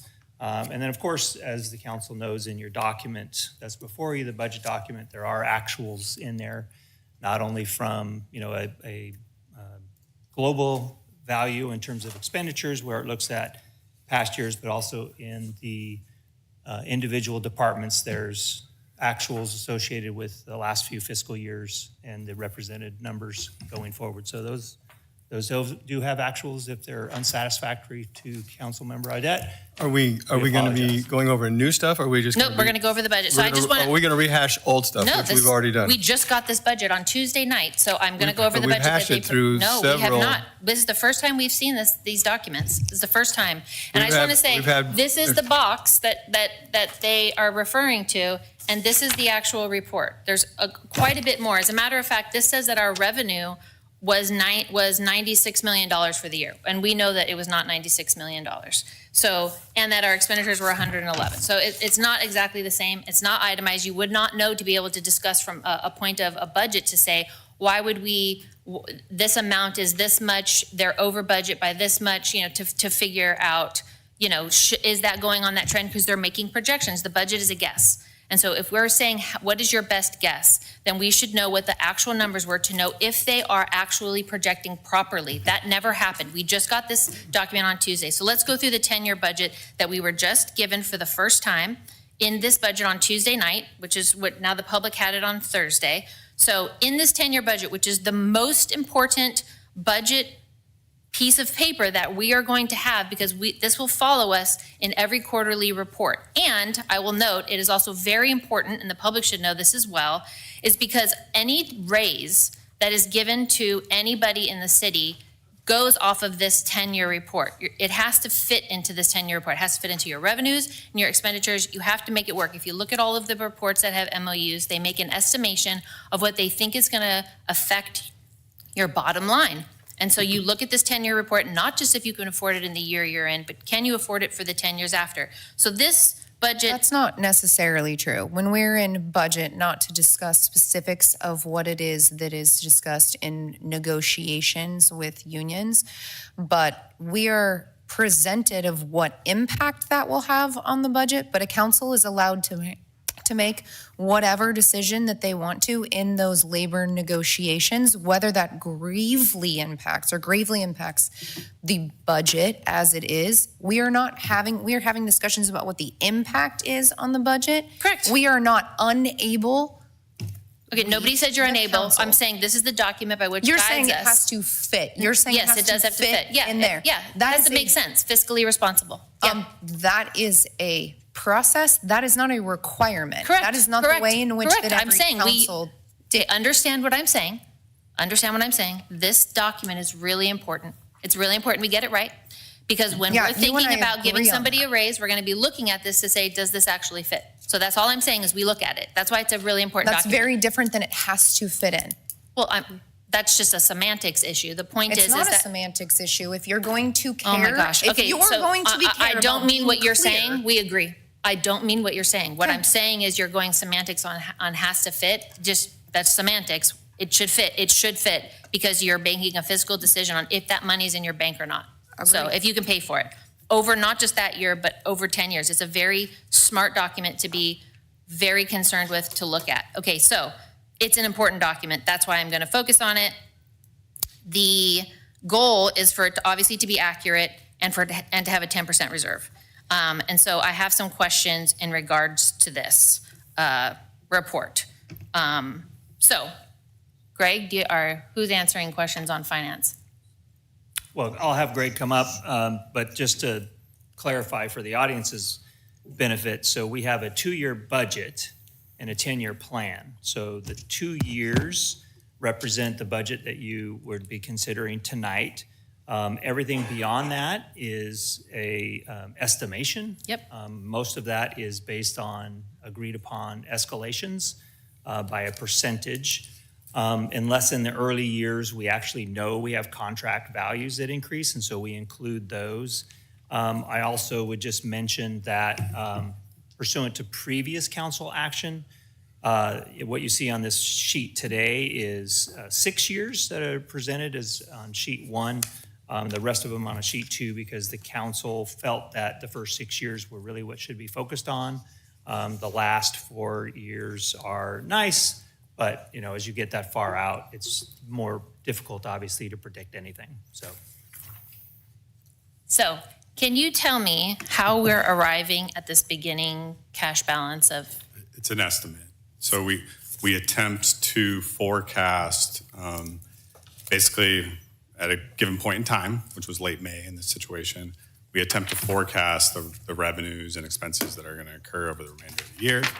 And it's simply an estimate. So it is an inexact science. I could tell you when I first started doing this 8 years ago, I was struck by the inexact science. I have always been pleasantly surprised by how well the inexact science tends to work, but it is a very inexact science. So the cash balance, which is the 9 million beginning cash balance, is not cash? It's just a guess? What do you mean by that? So you don't have cash as of 7/1/2025 because we haven't gotten there yet. This plan starts as of 7/1/25, so I would have no way to have the actual cash. What I do is I go into our system, I take the actual cash, I attempt to adjust for everything that I know about that's still going to happen in the remainder of the year. There's certainly a lot of activity when you're talking about the general fund. And then, as council is aware, but for the benefit of the community, we then, in February, once we have an audited financial statement, I return to council at the mid-year and I say, hey, we missed our guess by X amount, positive or negative, and we adjust cash as the beginning starting number once we have those audited financial statements. So what is our actual cash balance right now? Actual cash balance right now is, well, you're asking me for right Are you this asking second. for like right now, I'd have like to look that 5 up. p.m.? So- You would have to. Yeah, I'd have to you look do that know up. you do know generally what our cash balance is for this month? I don't, by fund, at any moment in time, I do not know that off the top of my head. But our So- best estimate is 9 million to start the year for general fund reserves. For cash. So our best guess is we have a $9 million cash reserve. So previously, before September of 2023, we would get a monthly cash reconciliation report, the ACR 133. We have not received knowing what that cash report is Yeah, in it's- our general fund since then. Understood. I'll tell you that that's one of those complications of the new system. I'm not trying to make excuses. My team has been extremely overworked with this new system. So we've been trying to prioritize the most important things. And that's just one of those things that we haven't gotten to. We're about to get caught up on that.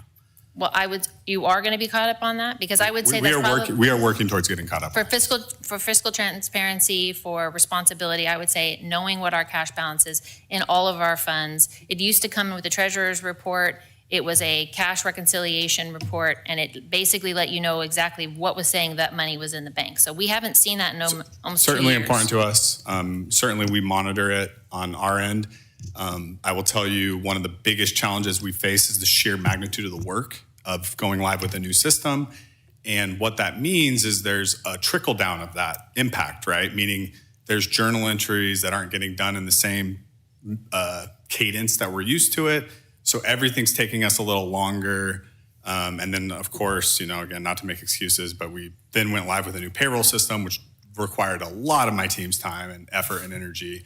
And then now we went live with a new budget system. So there's just a cascading impact of these new systems. And I'm not trying to make excuses, but it is a ton of work. Okay, so 9 million is a guess. All right, so if 9 million is the guess, I would go back to our last beginning cash in the last budget to find out how we actually performed, because we would have done this in a workshop had we been given that information, but we didn't have that information. So We did if I discuss those things We did not. in a We didn't have that workshop. information. We just got it in on Tuesday. So all of this, we only got on Tuesday. No, Yes, we did. No, that is not. Yes, that is because not we true. didn't have actuals. Annette? It's not true. Those actuals Anyway, so change the point depending on is, what is that day. when we We're gonna call for a previously roll call had vote. our beginning cash balance, we started at 22.5 million. When We have a were in first and a this second. We are calling for a roll call vote.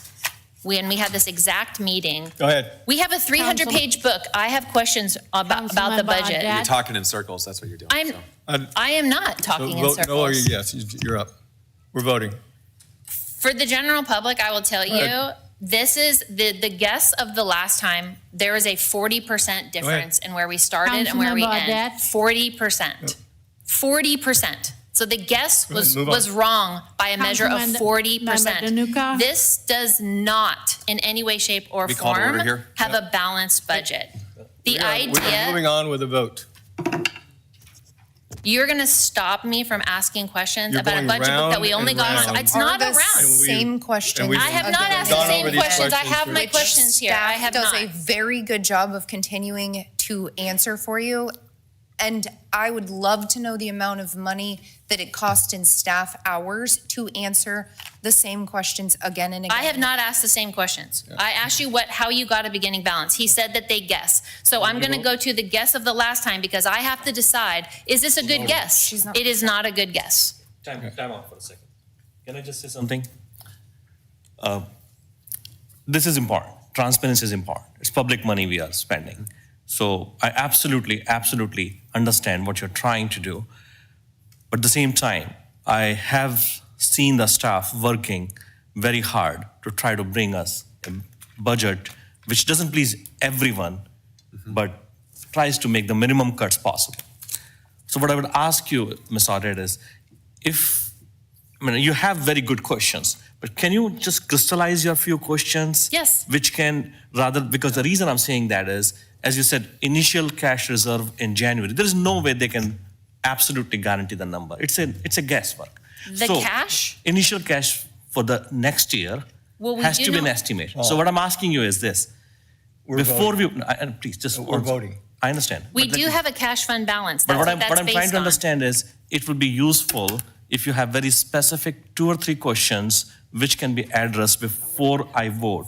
Yes. Otherwise, you'll have to go to the vote. We're voting. Well, I would like to go But to I the would like her police. to get the I would like to go opportunity. to the police budget. She's had, You're up. I have not. I got this on Tuesday. you have had for the vote. questions revolving around this. We're not going Audette? round and round. We're not going to argue anymore. We're done. We're voting. Councilmember Haddad. No. Danuka. Yes. Resner. Yes. Latar. Yes. Mayor Munz. Yes. The challenge is we're just arguing. We're going round and round. There is no argument. But there's only- These are questions. you're right, there is no argument. You There's didn't 4 even of us. know where the cash balance came from. You didn't know that answer. There's 4 of us. You don't know that. We You have don't 3 know people where, who do where, budgets what is regularly. what is the grants general fund that we have on page 54? Where did that come from? Budget That's has never been passed existed in any previous 4 to budget. 1. What We about are these moving expenditure on. programs? How do you explain that? How about the fact that it's $110 million for expenditures, but this only says 107? Where did that Moving come on. from? So that number's wrong. It's 9.1G. wrong by $1 million. To start Thank off, you, it's wrong Jason. by $1 million. Okay. Mayor, may I make a comment? No. We're moving on. No, I would like to make one quick comment, please. No. That has I been haven't voted spoken on. yet. We but are moving. I understand that. How about the fact that COVID dollars are not even I haven't had my in time our to speak yet. report? They're not even in here. That is over. This one. It's It's over. just an absolute joke. You got, One line. you got 30 seconds. 30 seconds. Okay. I would just remind everyone that rather than trying to figure out how to cut this pie in small pieces and argue about that from every angle, why don't we just focus on how do we grow our economy and wealth and bring up the ideas that we can grow our economy in our town? I would really request everyone to focus on that. Thank you. All right. Jason, you're up. Good evening, Mayor, members of the council. My name is Jason Oblisco, Management Assistant to the City Manager. And behind me is Stacy Larson, Assistant City Attorney, and we will be discussing our tobacco-oriented retailer ordinance.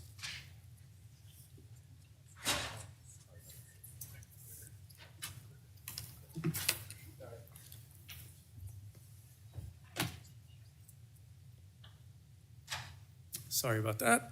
The direction at the March 18th City Council meeting was to bring back an ordinance ordinance for smoke and vape shops. That includes a capacity limit and location restrictions. I worked with both the city attorney's office and code enforcement in creating a licensing ordinance for vape and smoke shops. We did take into consideration being able to exclude certain businesses such as supermarkets, gas stations, essentially any business that is not, you wouldn't consider a smoke or vape shop. I did meet with business owners to see how their businesses operated differently from smoke and vape shops and took that into consideration for our ordinance. This ordinance does allow for education, inspections, and enforcement of all businesses and only requires the licensing piece for vape and smoke shops only. And I'm now going to hand this off to Assistant City Attorney Stacey Larson, who will be discussing the ordinance.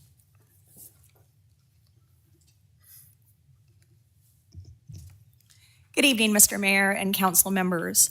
Before I jump into presenting the proposed ordinance to you, I want to give kudos first to Jason. He is not only our resident expert on tobacco ordinances across the state, but he did extensive field work going out and actually talking to the tobacco retailers, many of whom have spoken at previous meetings, to get the information we needed to present an ordinance responsive to your requirements. He also has gathered other data, and it's because of that data and that field work that we're able to present this ordinance to you tonight. Additionally, I want to give kudos to Seth Dressler. He is the supervisor of code enforcement. He participated in several brainstorming sessions and reviewed numerous drafts of this proposed ordinance to help us make it more enforceable. Now, the ordinance that we're presenting to you tonight is responsive to the direction that you had previously given, but it is very much a work in progress. This can be tweaked based upon the input and feedback you and the public give us through public comment tonight, if you choose to tell us to do that, or it can be used as a springboard to go in a completely different direction based upon the decisions you make tonight and in future meetings. So, with the direction that you've given us previously, these were our goals in preparing this proposed ordinance. First, we knew that we needed to try to regulate the most non-compliant of the tobacco retail businesses. And based upon all the data and presentations that you had previously, that has been the smoked vape shops historically. We knew that you wanted us to regulate but not overly burden the other tobacco retailers, the ones that historically have been the most compliant. These are the supermarkets, the pharmacies, the convenience stores, the gas stations, the golf courses. We knew that you wanted us to create a program, a permit licensing program that would fund itself through those permit and licensing fees at least as much as possible. We also knew that you wanted a program that was actually enforceable, that would have some teeth to it, that would actually do some good. And finally, we've known through all of these meetings that we needed to make sure that the proposed ordinance that we created and that we proposed to you would be one likely to withstand any legal challenge. So I'm going to jump in first with the legal challenge question since it's come up several times in prior meetings. So if there was a legal challenge to the proposed ordinance in this case, we would expect it to come up under the Equal Protection Clause. And that's because we're looking at regulating smoke vape shops, which are a very small portion of the tobacco retail business, differently than all of those other tobacco retailers. And so when we're looking at a proposed legal challenge, if there even was going to be one, the test that the court would use would be what's called the rational basis test. Now, this is the most lenient test that the court uses in analyzing ordinances such as this. Now, basically, what the court would be doing is looking at our ordinance, whatever ordinance you ultimately adopt if it were to regulate smoke vape shops differently than the rest of the tobacco retail businesses, and it would ask this question. Is the ordinance rationally related to a legitimate governmental interest?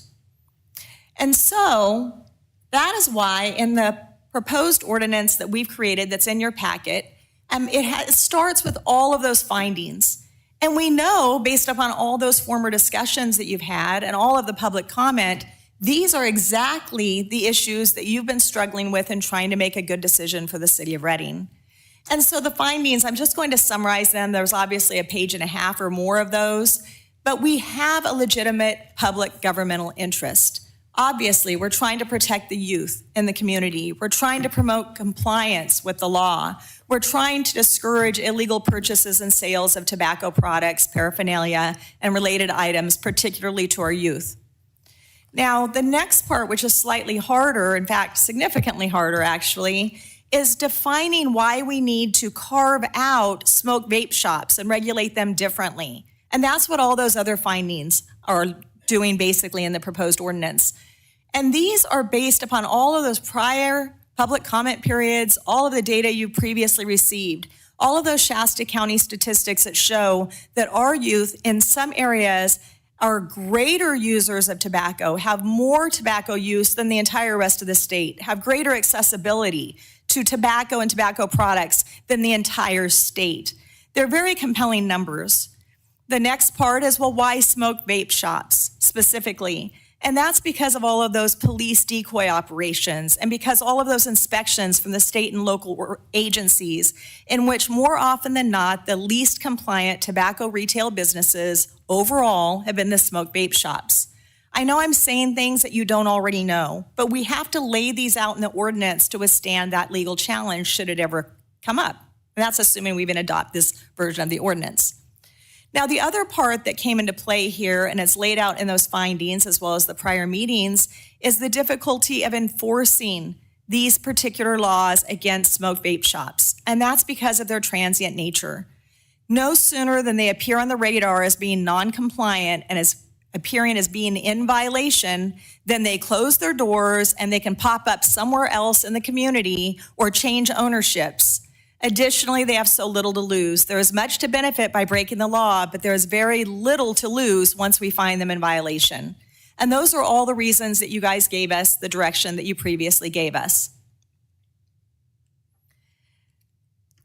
But that takes us to the biggest challenge that we've known all along because it's come up several times. And that is, if we have an ordinance that will withstand the rational basis test, as we believe this proposed ordinance would, we still have to define smoke vape shops. And in this particular instance, it would be tempting to take the path of Chief Justice Stewart way back in the day, who was asked at one point to define the word obscenity. And his response was one that we quote all the time. And it's because what he said was, "I know it when I see it." Well, we all know what a smoke vape shop is when we see it as well, but it would be a very badly drafted ordinance if we did not define a smoke vape shop in this particular case. And so normally what we would do as we try to define something like a smoke vape shop is we look to all those other jurisdictions, we find one that has a pretty workable model, and we tweak it to make it something better for the city of Reading.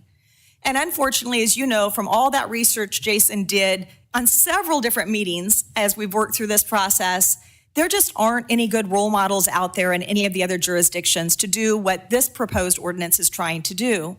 We basically have a gamut. We have one jurisdiction in particular that has chosen to do the same thing, where it is choosing to regulate smoke vape shops differently than all the other retailers, but never even bothers to try to define what a smoke vape shop is. We don't believe that would withstand a legal challenge. There are many others on the far other end of the spectrum that choose to just regulate all retailers equally, so they never even have to try to define a smoke vape shop.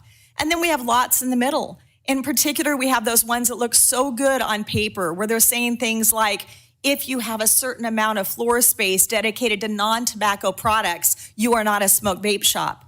But as we know from prior meetings and all of that data, what happens is the smoke vape shops we want to regulate the most use that to undermine the regulatory scheme and just purchase a bunch of cheap t-shirts they don't ever expect to sell and thereby evade the regulatory scheme. And so we knew that you wanted us to create something better, something we could actually enforce, something that made sense. And so this is where Jason's work in the community as well as all those prior public comment periods came into play. What we started with is overall that big circle we saw on the prior screen, a huge circle that essentially says all general tobacco retailers are potentially a smoke vape shop. So it's this huge group. From that, we carve out what you previously termed as good actors.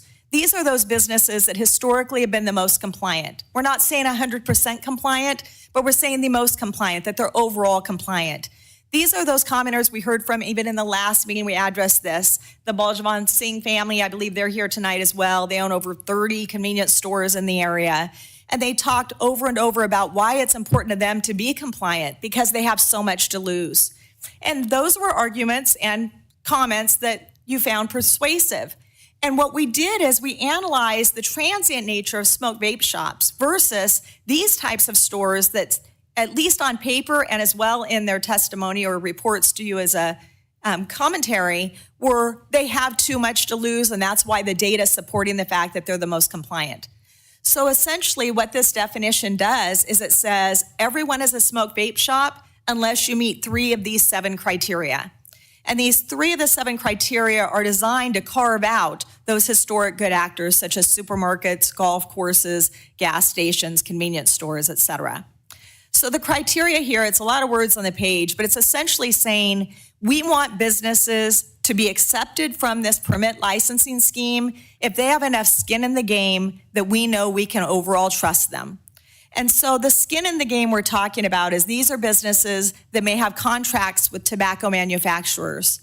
These are businesses that have gas pumps and sell gas.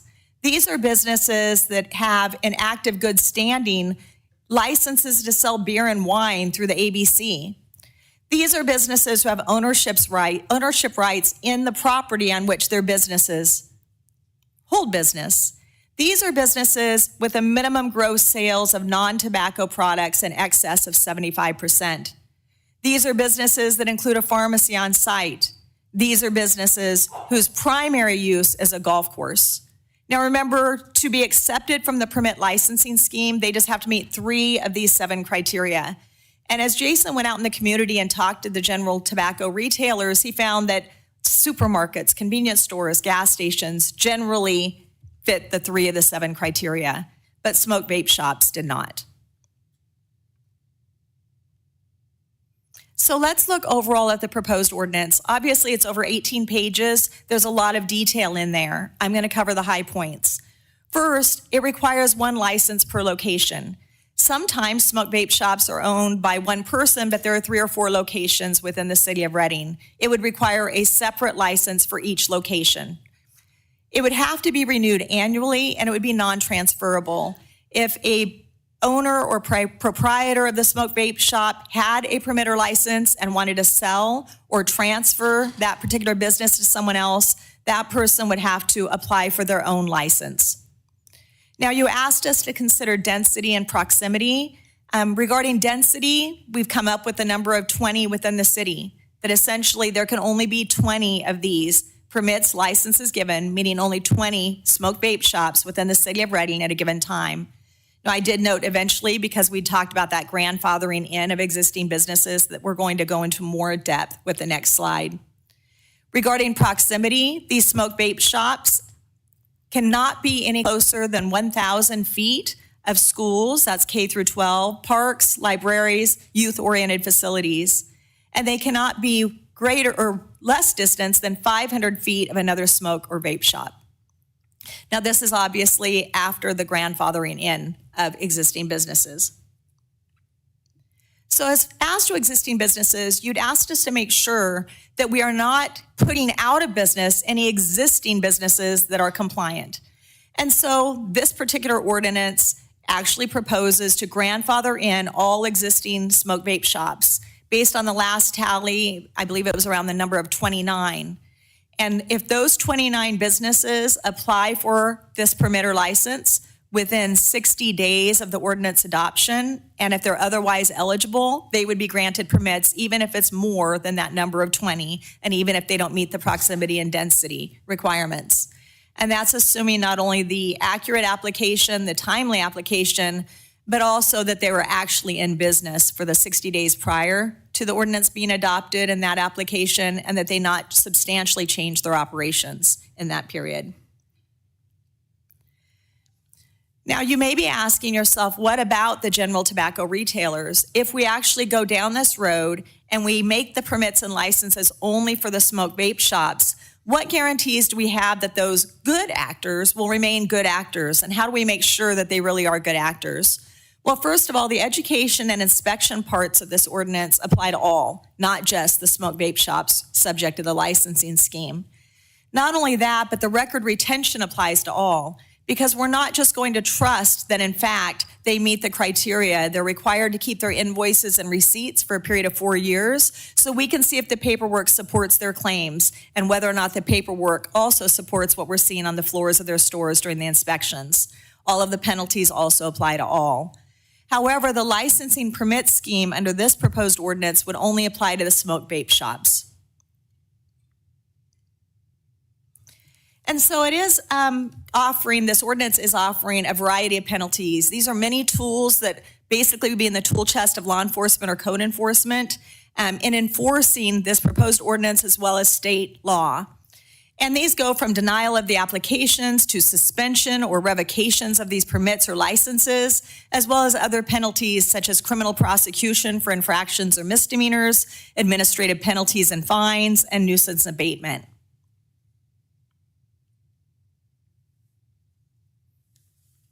And I'll turn it back to Jason. Thank you, Stacy. And with that, our recommendation is to adopt the proposed ordinance, and pending adoption of the proposed ordinance, we'd bring back a resolution for adoption of a tobacco-oriented retailer licensing program and a resolution for adoption of administrative fines. And of course, you can provide other direction as well. Thank you, and we are available for any questions. Thank you, Jason. We have numerous speakers, so we'll call you back up after they get their opportunity. Audrey Bull, you're up first. Kathy Grindstaff, you're on deck.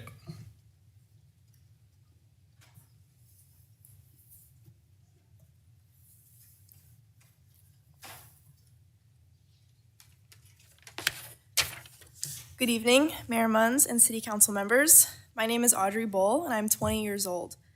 I have grown up in Shasta County and attended school at Reading since kindergarten. I attended elementary through 8th grade at Boulder Creek School, and I attended high school at Shasta High School. Even though I currently attend school at the University of Nevada, Reno, Reading will always be my home. While I attended school in Reading, I witnessed the effects that access to tobacco products had on my peers. A common assumption is that students who are star athletes with good grades would never lay a hand on tobacco products. I'm here to tell you that that is far from the truth. I witnessed firsthand my peers using tobacco products, particularly vapes, as early as junior high. The average age of beginning tobacco product use in Shasta County is 13 years old. More specifically, 7th grade students. Moving forward through my education, I knew that vaping and nicotine product use would be prevalent in high school. However, I did not know just how prevalent this issue would be. I remember vividly trying to use the restroom in between classes, but they were all locked due to how many students were vaping during breaks. This not only affected students, but administrators, faculty, and teachers alike who had to use their breaks to monitor the restrooms. This wasn't experimentation. By this point, this was nicotine addiction. My peers, Shasta County students, became addicted to tobacco products at a young age, and I have seen how difficult it is to stop a nicotine addiction. Let me rephrase. They have not stopped, and Big Tobacco knows this. New users are young users who have grown into lifelong users. Let's stop this cycle. As I mentioned before, I'm currently in college. I'm a Division I college athlete, and if you are under the impression that all athletes make healthy lifestyle choices, you are sadly mistaken. I too was once under that impression. I came to school expecting my teammates and student athlete peers to make healthy lifestyle choices, and I was proven wrong. Phenomenal athletes, some the best of Division I, are addicted to tobacco products before turning 21, the legal age in the United States. Their addiction and habits began in their teenage years and have continued to follow them through young adulthood and will likely continue. Even the smartest adolescents with good grades and bright futures are ahead are susceptible to addiction to tobacco products because of their accessibility. I have seen how tobacco products have impacted my peers, and I urge you to put an end to these addictions before they start.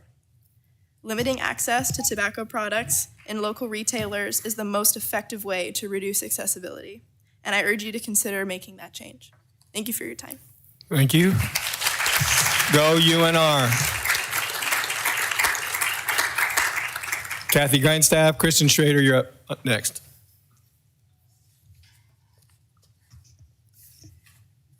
My name is Kathy Grindstaff, and I work with Shasta County Chemical People.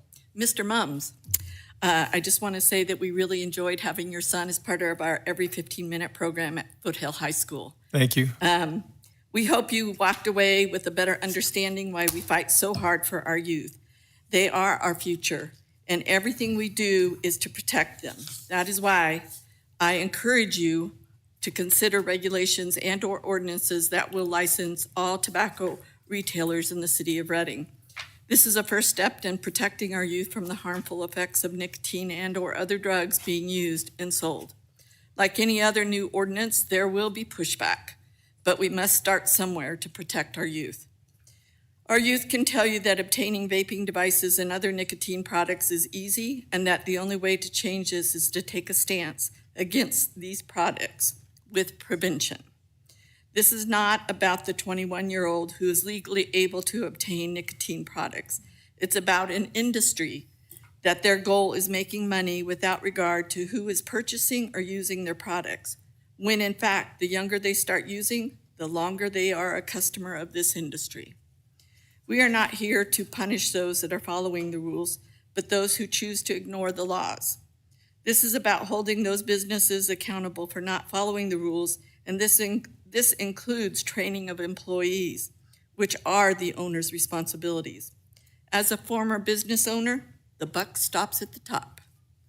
If you are a politician who took monies for your campaign from the businesses that are making money from sales of nicotine products, and especially those who sell to our youth, you are put on notice. We are watching. Prevention should include banning sales near youth facilities, including schools, city license requirements, and reducing the density and/or number of tobacco retailers shops here in the city of Reading.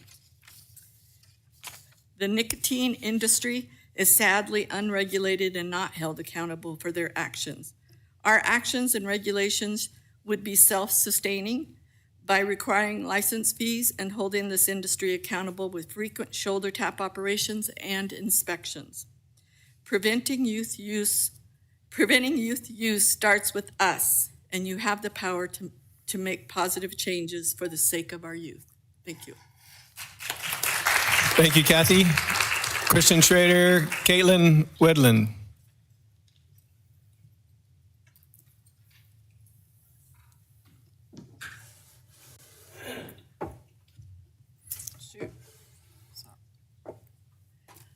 Good evening. Thank you for considering adopting a tobacco retail license. 230 other communities in California have adopted tobacco retail licensing. Studies have shown that tobacco retail licensing are effective in reducing the rates of illegal tobacco sales to youth. Please support the alternative action on page 1 of the staff report and support establishing an ordinance to incorporate licensing in all tobacco retailers at the cost of $1,176 for a license.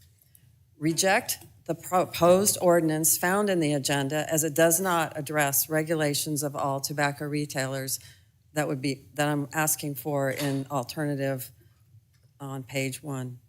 Direct staff to prepare a new ordinance that includes strong enforcement and, for example, a distance requirement of at least 600 feet from youth-oriented facilities. Council members, I appreciate your service on the council, and I know you make decisions about supporting parks, providing for the replacement of a water pump station that was built in 1939 on the Sacramento River. You provide for the replacement and street maintenance. And this is your time, and I'm asking you to make a decision tonight that can have the impact and protect the health of our children. I appreciate that the youth are here tonight asking for that support, asking for your help. You're the only ones that can do it. Schools can do as much as they can, but really it's the council members here that can make the lasting impact that our youth depend on you to make. Thank you. Thank you, Kristen. Caitlin, and then Debbie Birkin.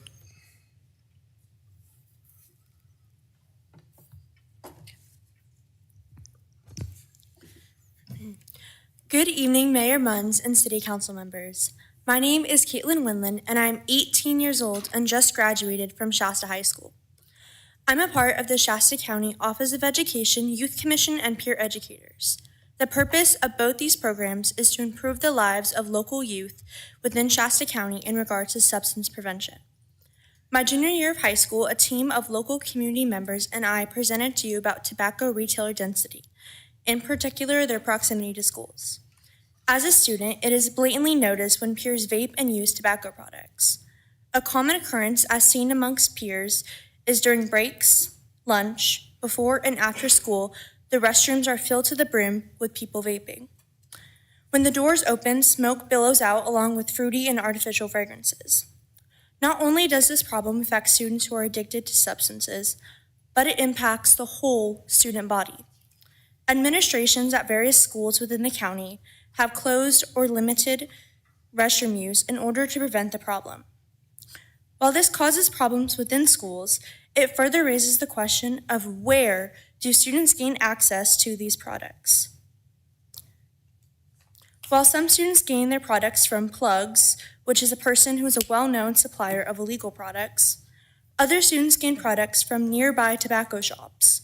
For example, when I attended Shasta High, some students would cut class or go during lunchtime to nearby tobacco retailers and buy products there.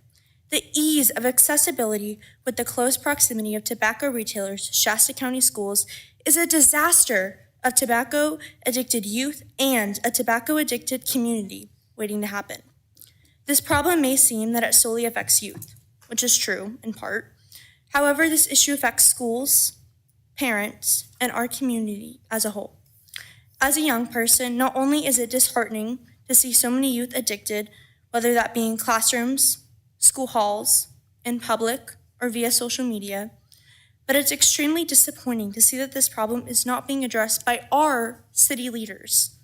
While it is very clear that vaping is a problem within our community, that is why it is critical that a solution is created and enacted. If we work together to solve the problem, it will help benefit our community and help our youth grow into healthy future leaders and citizens. Thank you. Thank you, Caitlin. Debbie? Manveer Singh, you're up next.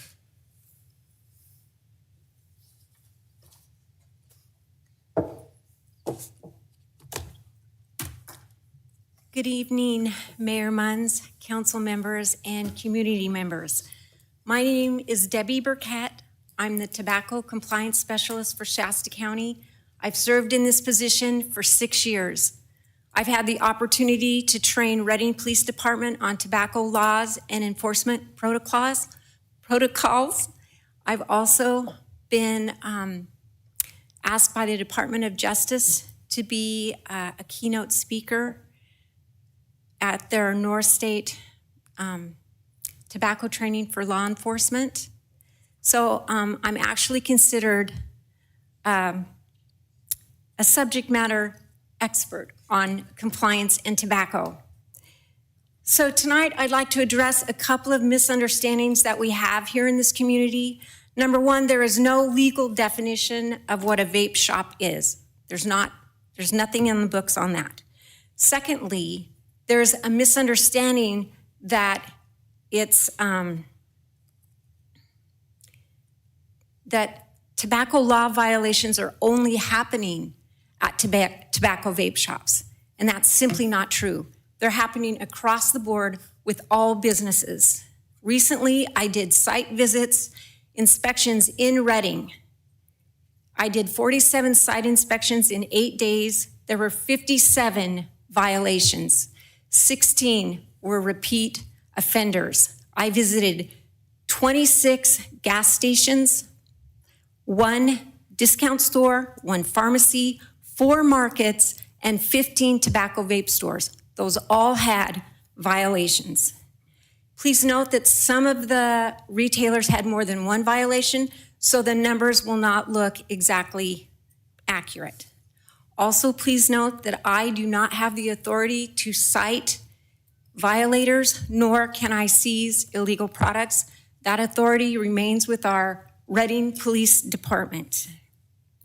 Research clearly shows that reducing access to tobacco reduces youth rates of using tobacco. We are notable in our state for the highest youth tobacco use. In the state, it's 7.3%. In our county, that number jumps to 17%. So I want to end with this. The Public Health Law Center says that if you treat tobacco retailers differently, it can lead to confusion, it can lead to exceedingly difficult enforcement, and administratively, it could be more expensive. Thank you for your time and your consideration. Thank you, Debbie. Manveer Singh, you're up. Jaskaran, there's probably only one Jaskaran here, so you're next.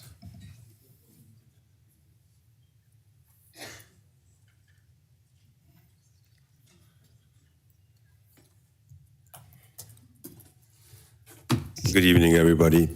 I'll start with the speaker before me. She was at my station also, and she did find a disarm. And she told me you can't sell it. And we were not aware of that. You can't even sell a disarm. And if she came back to my store or some other stores, it's not there anymore because I removed it exactly within 5 minutes because I was present at the store. So we did take care of that thing, ma'am. And coming back to vapes. They do not sell only vapes, they sell glass pipes, which are used for you know what. I don't want to name any of those because never used it, never have access to it. So we are not authorized. When I say we, gas stations, convenience stores, we are not advertising any pricing, any tobacco products that is sold at our stores. And you can go to every single vape shop. They have big signs for cheap tobacco products. And that's how they're luring all those kids in there, and then they sell vape. I mean, my 2 cents, just when tobacco products completely in Shasta County, I'll be the Shasta County, we will be, have people sitting here, we are like 10 of us, and we have, our organization is Reading and NorCal Fuel administration. We take care of that like almost 200 stations. You guys tell us we will stop selling tobacco today. You ban tobacco products completely in Shasta County. We won't even sell cigarettes. We just want to save our new generation. It's not a money-making thing. Plus, I do not want to take that money home. I put myself in your shoes if you sell that to my kids. So completely ban it. I'll be happy. Do it.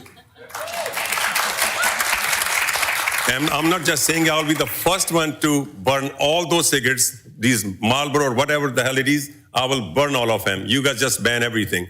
If you can't do that, then ban the vapes and glass products in Shasta County completely. That's the only way to do it. You guys are talking about the fines. Forget it.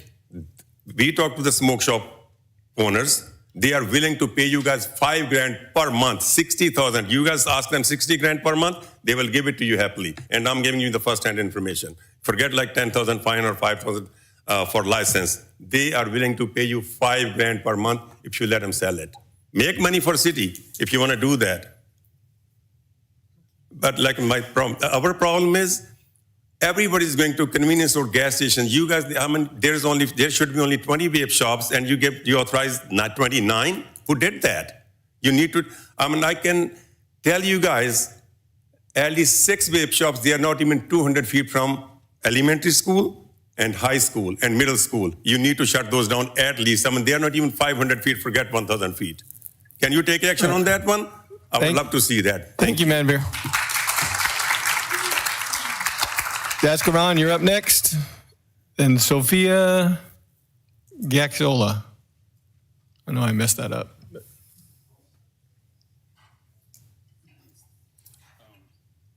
Good evening. I'm actually Manveer Singh. That was Jaskaran. I think we just got mixed up in the order there. Okay. Sorry. Yeah, no worries. I don't have much to say. I just wanted to thank the city council and the city staff for coming up with a solution that protects the youth of Reading while also not penalizing businesses that operate legally and lawfully. I think the current staff recommendation that puts the largest financial burden on businesses such as smoke shops that continually operate in violation of law while holding all businesses that sell tobacco to strict standards as outlined in the proposal today is the way to go. So I hope the city council adopts the proposal as is and we can move on. Thank you. Thank you, Manveer. Sophia, then Nick Garner, you're up.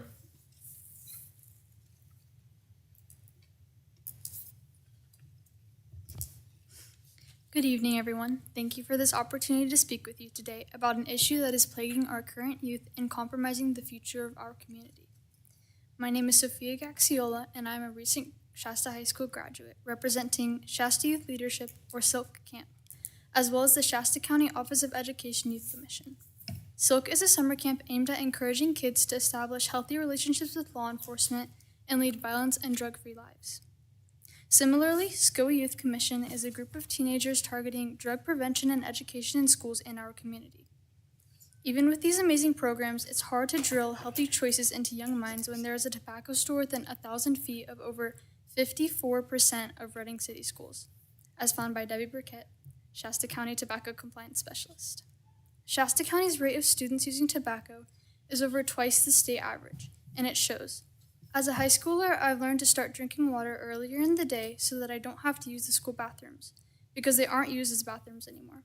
It's normal and even comedic to hear the vape alarms go off for 15 minutes straight before they're turned off because it happens so often in each bathroom around campus. Vape alarms and decoy operations won't solve the problem. The root of the issue is the alarmingly widespread access to tobacco to minors. At Shasta, once school gets out, kids swarm to the parking lot of the T-Bar across the street, and before that, a Greek restaurant. What if that was a tobacco store next? How could that be monitored when there would be dozens of kids roaming around? Tobacco retail licenses have been an effective means of restricting youth access to tobacco in other areas. Before a tobacco retail license was implemented in Orville, the youth sale rates were 22.6%, and after, 0. Woodland was at 32% and dropped to 8%, and Davis went from 30.6 to 12. If these other cities can see success, kids in Reading should get that same opportunity. We meet at the heart of our city to discuss an issue in the hearts of every member of the Shasta County community. Every child growing up in Shasta County has the right to a bright future that shouldn't be dimmed by tobacco use that could have been prevented. I hope that my voice, as well as those in attendance, will push you to protect the future of our town. Thank you. Thank you, Sophia. Nick Garner, you're up. And Jim Cloney, you're up next.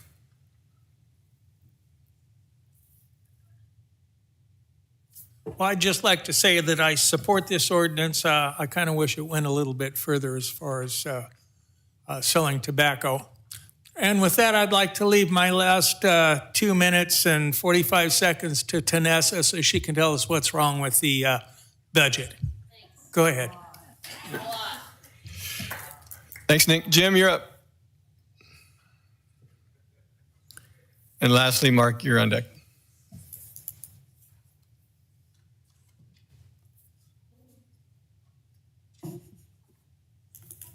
Sorry there, you went too quick for me. Jim Cloney, Superintendent, Shasta Union High School District. I was here in the fall and addressed this issue with the board, but I know Dr. Danuke and Ms. Resner and Mr. Latow, welcome. You were not at that meeting. You've taken your seats since then. Appreciate your public service. I know you do have an easy job. And I don't have anything new necessarily to share that our other speakers haven't shared. Although, like any good educator, I brought visuals of a few of the literally hundreds of vapes that we confiscate from students each school year.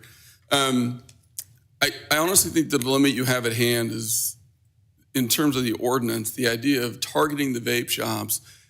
My question rhetorically would be, would it generate enough revenue to actually have enforcement? Obviously, if you spread that licensing over many, many retailers, there's a potential to generate enough revenue to have true enforcement. So that'd be my rhetorical question for the board to consider when you're considering this difficult decision.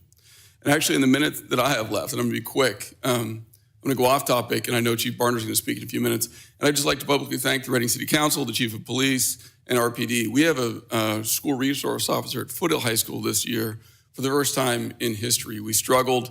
The sheriff's office, and in all deference to Mike Johnson, a great sheriff, he's tried to staff that school for us. He's been unable. But through your cooperation and honestly Chief Barner's efforts, we've had a school resource office there all year. And I know we've already signed an agreement to have an officer there again next year. So we do appreciate that. And again, that helps us with our overall effort.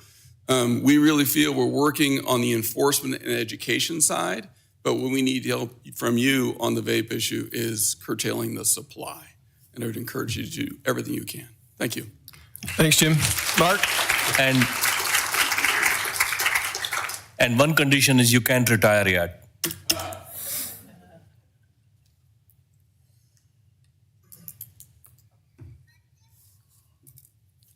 Good evening, Honorable Mayor, council members, fellow residents of Reading.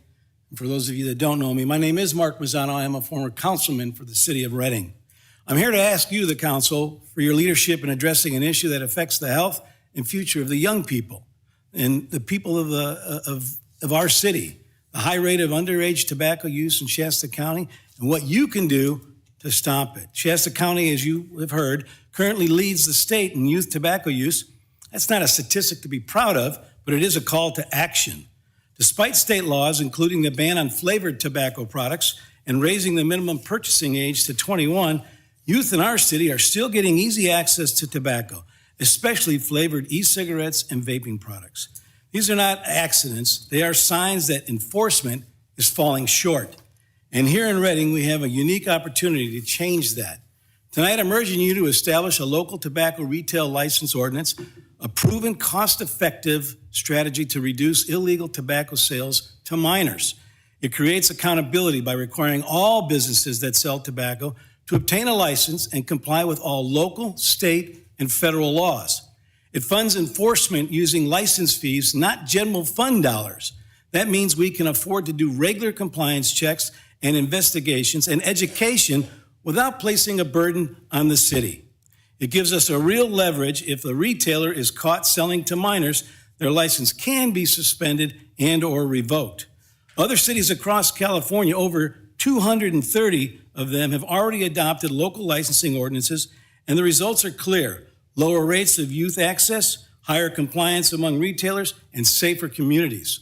If we continue without a local retail tobacco license ordinance, we rely entirely on the state to police our tobacco retailers, a state that covers hundreds of cities and counties with limited staff and limited resources. Our kids deserve better. This is about more than just policy. It's about protecting our youth from addiction, disease, and lifelong health consequences.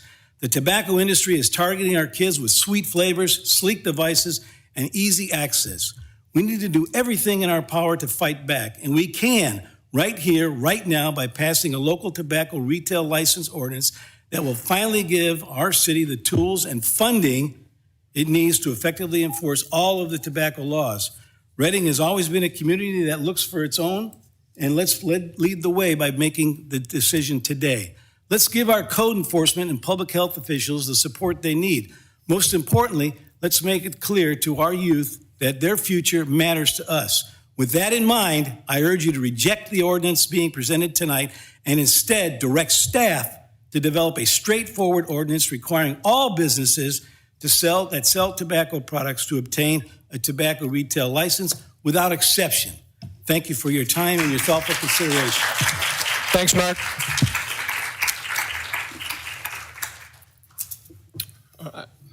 Jason, you can step up to the mic if you need to. And Vice Mayor Lata. You're the only one so far. Thank you for the answers early on the legal opinions. I did have one question just saying, what if the council took it to the extreme level and said we would ban tobacco sales or ban vape sales? Could that survive the legal test? Is that something that we could do? We would certainly withstand the equal protection test because we would be treating everyone equally.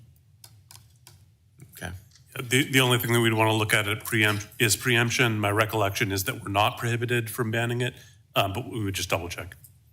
I'm sorry, say that one more time.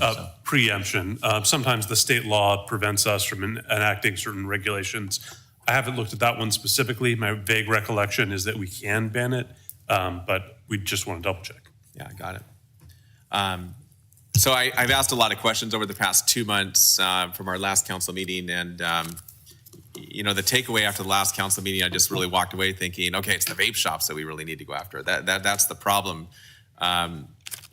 And just learning more, it's not just the vape shops. It is the places that retail places that sell tobacco. It's across the board. We had we did have other speakers, I think, that spoke at our last council meeting. That I'm told after recent inspections, there was a lot of violations. So the takeaway was I just got to ask a lot of questions, thinking it's not just the vape shops. It's all places that sell retail. I think it's important to protect the future generations, the youth. And, vape just really, really sticks out as far as just a big problem. It's everywhere. It's, I don't know what the exact terminology is, the word is, but it's obviously more potent than just cigarettes or chewing tobacco, but it's hazardous and it's bad for the future generations. As far as the written ordinance, I would support taking the alternative action. I want to see a full retail license, and I'll make that motion to adopt a full retail license, and I would like to remove any and all exemptions as recommended and suggested there. So I'll second that. So you're talking about all 119? yes, all retail shops and remove all exemptions. Okay. I'll second that. Sorry, I spoke out of turn. Don't care. Doc? Danessa has something? You have something to say, Danessa? Teresa? Go ahead. Well, one way or other, we are passing a TRO. We have to have this ordinance, absolutely. Last council meeting, I was thinking that, because we were told the vape shops were the ones which are the most problem, but since then, Debbie has told me through her inspection that there are other issues in all the shops. And I hear you what you're saying, that you are careful to remove those violations as quickly as possible. But I also hear that many times you have a lot of turnover of the employees. And when the employees turn over in your gas station or wherever retail business, then it's difficult for them to comply because they may not even be aware of the regulations. And that is a problem which inspections have been facing, despite of the owner's best effort. So, frankly, I'm trying to weigh whether we should just target the vape shops versus all the retailers. One thing which I hear from the tobacco expert, compliance experts, is that compliance with this, if you make it so, if you may have so many exceptions, then the administrative burden and the compliance goes down because it gets very complicated. So I'm concerned about now that if you just targeted few shops, the compliance and administrative burden will be very difficult. So I feel that we should really go ahead and make the license requirement for all the tobacco retailers. But we should do that in a manner, and I think we need a little bit of fine tuning of this ordinance. So that's why I agree with you that we should go for the alternate. Because last council meeting also, I specifically asked to present the options, not just for the vape shops, but have the options of vape shop versus all the retailers, which I don't see in this. So I do feel that we go back to the drawing board and present that option of all the tobacco retail license shops and see how we can reduce the administrative burden for them. In addition to that, one more thing I would like you to consider. I mean, what you're talking about is this biggest offender vape shops being like 200-300 feet from school. And I know about those. My kids used to go to UPrep, and right next to that is a vape shop. Can we just not grandfather them? I want to find a way that we don't have to grandfather them. If they're within the 500 feet of a youth-oriented facility or 1,000 feet of other facilities. So we'd want to take a little bit more of a look at that. Grandfathering exists primarily to avoid what would be referred to as a regulatory taking. Essentially, someone goes, they invest in a business, and then the regulations change, and then they lose all the economic value. There are mechanisms by which you have sort of a period of time in which they can recoup the investment and then it ends. Those could be varied based on the nature of a particular business, et cetera. So we'd want to take a little bit of a closer look, but there are mechanisms to avoid it. It's just, it might not be right away. I do want you to look into that, especially for those who are so close, like One of the students was absolutely right. My kids went to U Prep, and they all graduated. And just a couple of 100 feet down the road, 200 feet literally, you can, like a stone throw away, there's a smoke and vape shop with big ads, cheap cigarettes, cheap vapes. That just absolutely abhorrent. So look at that option also. But so I'll go with the alternate option. I'll vote for that. If I could, I'm sorry. If I could get a little clarification on the motion. We're gonna clarify, I'm sure. Okay. All right. Resner's up first. Go ahead. I was just going to add clarity to why I seconded that and the things in which that I would add to that to give clarity for staff. But I'm going to defer to Lata after Ms. Audette. All right, go ahead, Tanissa. Go ahead.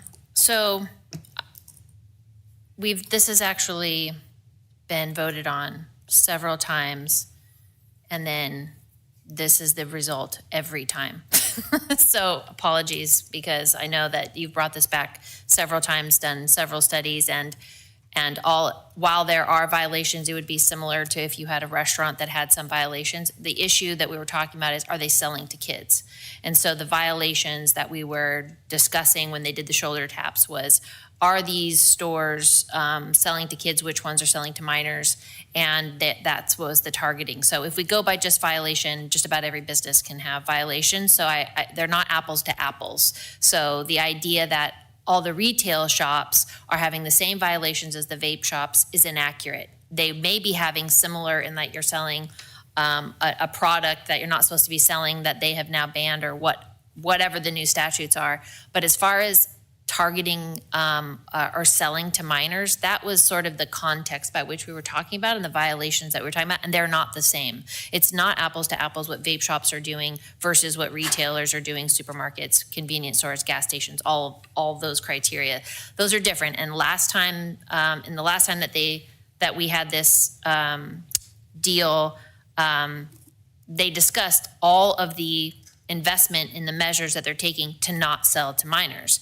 That is not the same things that the vape shops are doing. So we have an issue of, we have violators of the law that keep chronically and habitually violating the law and selling to minors. And so how do we want to address selling to minors? There's a separate issue of, is tobacco bad? Of course, my dad was the Tootsie director at his high school for decades. And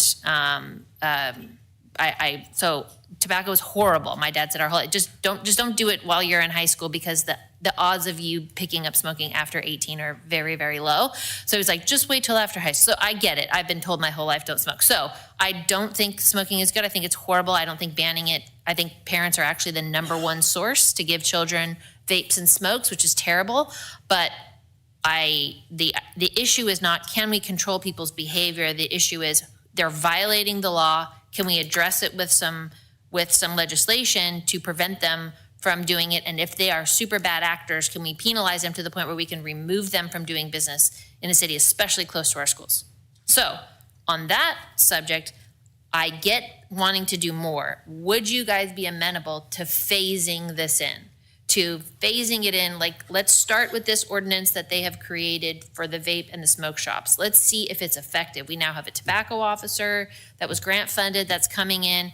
Well, they're going to have some teeth to be able to change it. Can we start with this and see if that actually moves the needle, that helps, that actually reduces the amount of things that are happening? And then if there is some success in this, and they're able to identify that there are other, and they go to the retail shops, and now that that's not available to them, they're going there, and we see that they're just misdirecting, then we can actually add that second layer of, maybe we go even further and maybe investigate the other ideas that were placed today. Could we possibly just do a phase in at least? Aaron? No, is my short answer. I hadn't thought about it until when I was reviewing all of the fees that we discussed in item 6.1, but there are roughly 2 pages worth of fees that we approved in a 5-0, if I didn't miss that. I stopped counting it roughly 10 or 12 during speakers because I was trying to pay attention.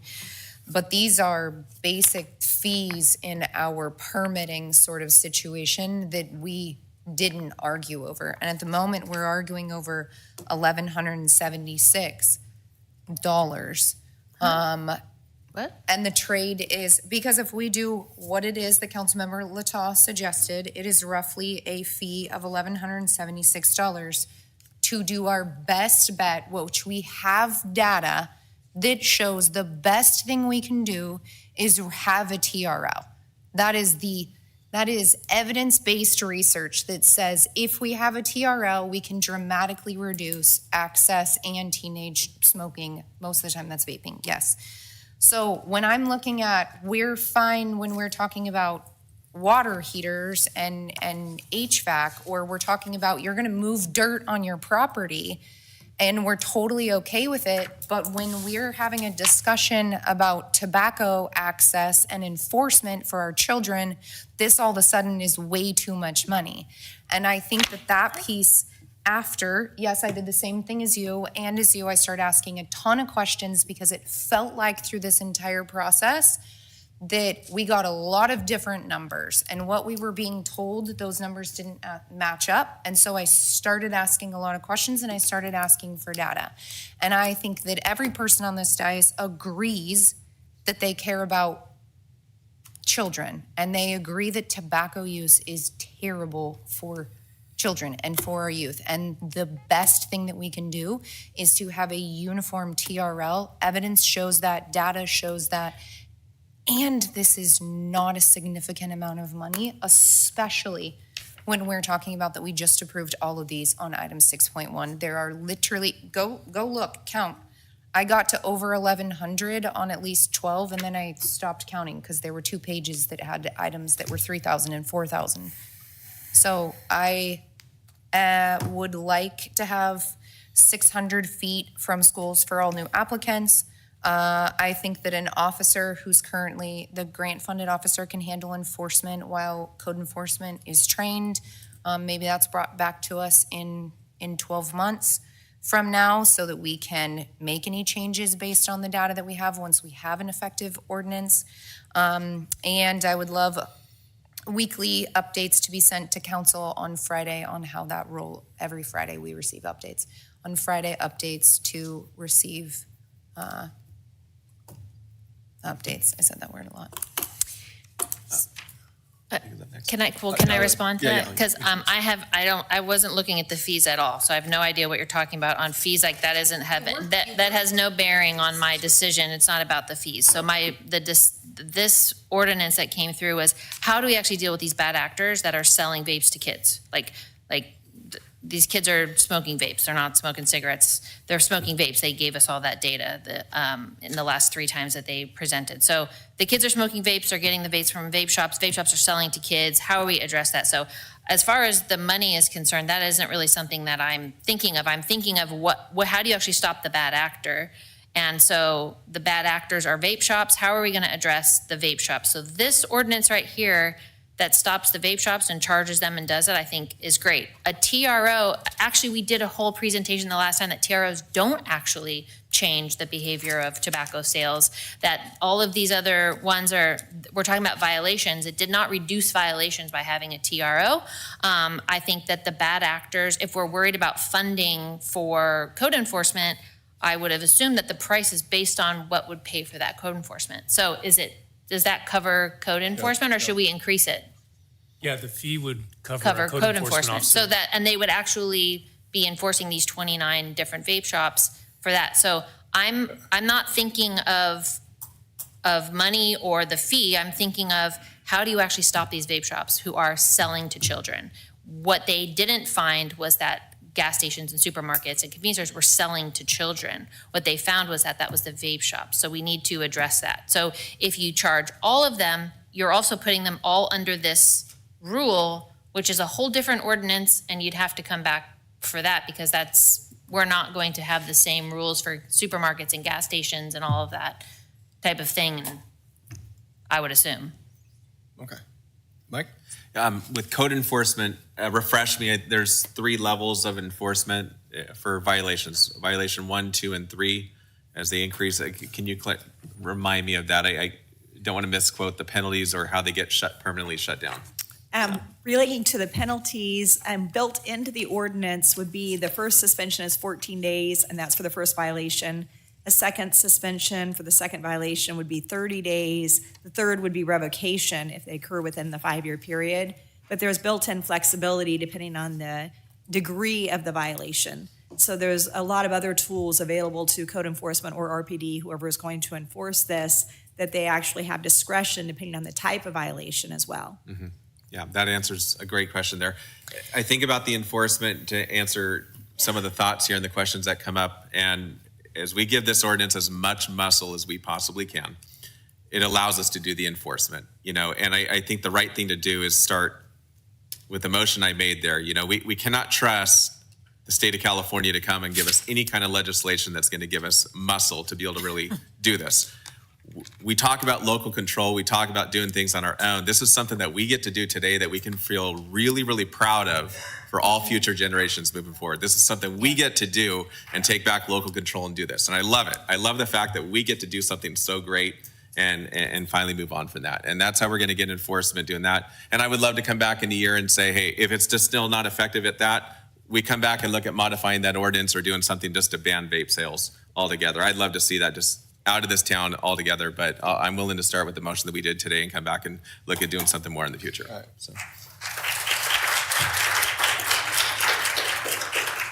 So just to clarify, your motion is for alternate option.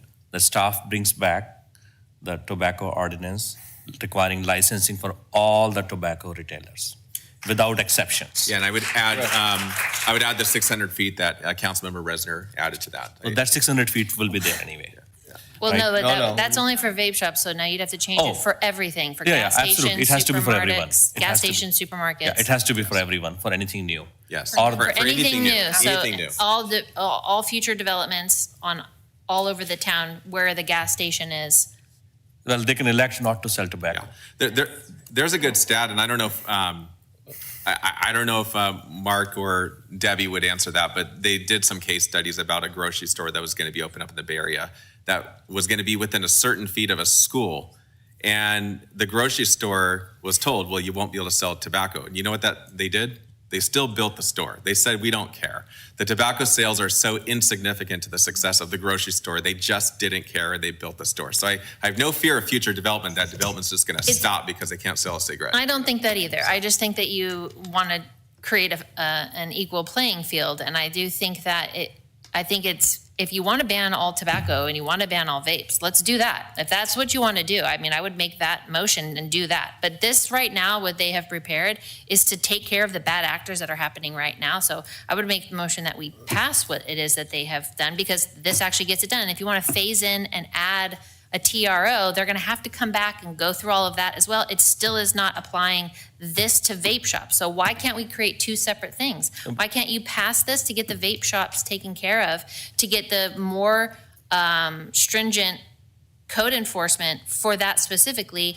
And then if you want to add a ban of all tobacco or a ban of all vapes, or do that in a different ordinance, you're going to do them differently. So first of all, that is not a question today, and I don't think I'll favor that, because that's like a prohibition. Prohibition doesn't No, work. I'm saying this, I'm let's talking- pass this. Just prohibiting all tobacco inside the city won't work.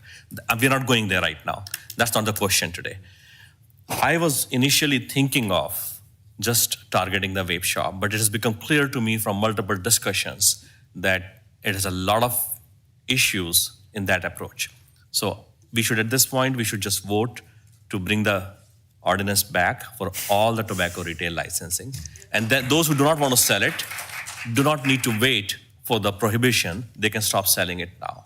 The other thing I would point out is, even as a physician, we have city business license when we pay $1,000 or so, close to that, to provide a medical service. So, which is not specific to the medical service, but as a business license. So this is not a large amount anyway. So I think we should just go ahead and bring the alternate. And actually, I was expecting today to see both the options. That was my hope. Can I ask a question? So we are going to vote for this. Can I just ask a question? So if you include everybody, I'm assuming that the price goes down for the vape shops. So there will be no incentive for a vape shop to comply with anything because No, they get shut down after 3 violations. Will they? There you go. Well, does also everybody else? I mean, does it now have to be uniform across the board that everybody gets treated Yes. the same and vape shops Yes. aren't treated differently? Yes. So, But the purpose was to treat, they're doing something Is different. there a reason why you specifically, out of the 4 of us, care only about vape shops and? I've been doing this for retailers? we've Because been it's doing a this for little bit 2.5, is it weird for 2.5 years? We've been talking about this exact thing. We've been going back and forth about what are the bad actors, getting the data, going back and forth. Like, it's not thoughtful to me to go and blanket across and not address the real problem. So I've sat here, my daughter's in the chemical people. My daughter has done that.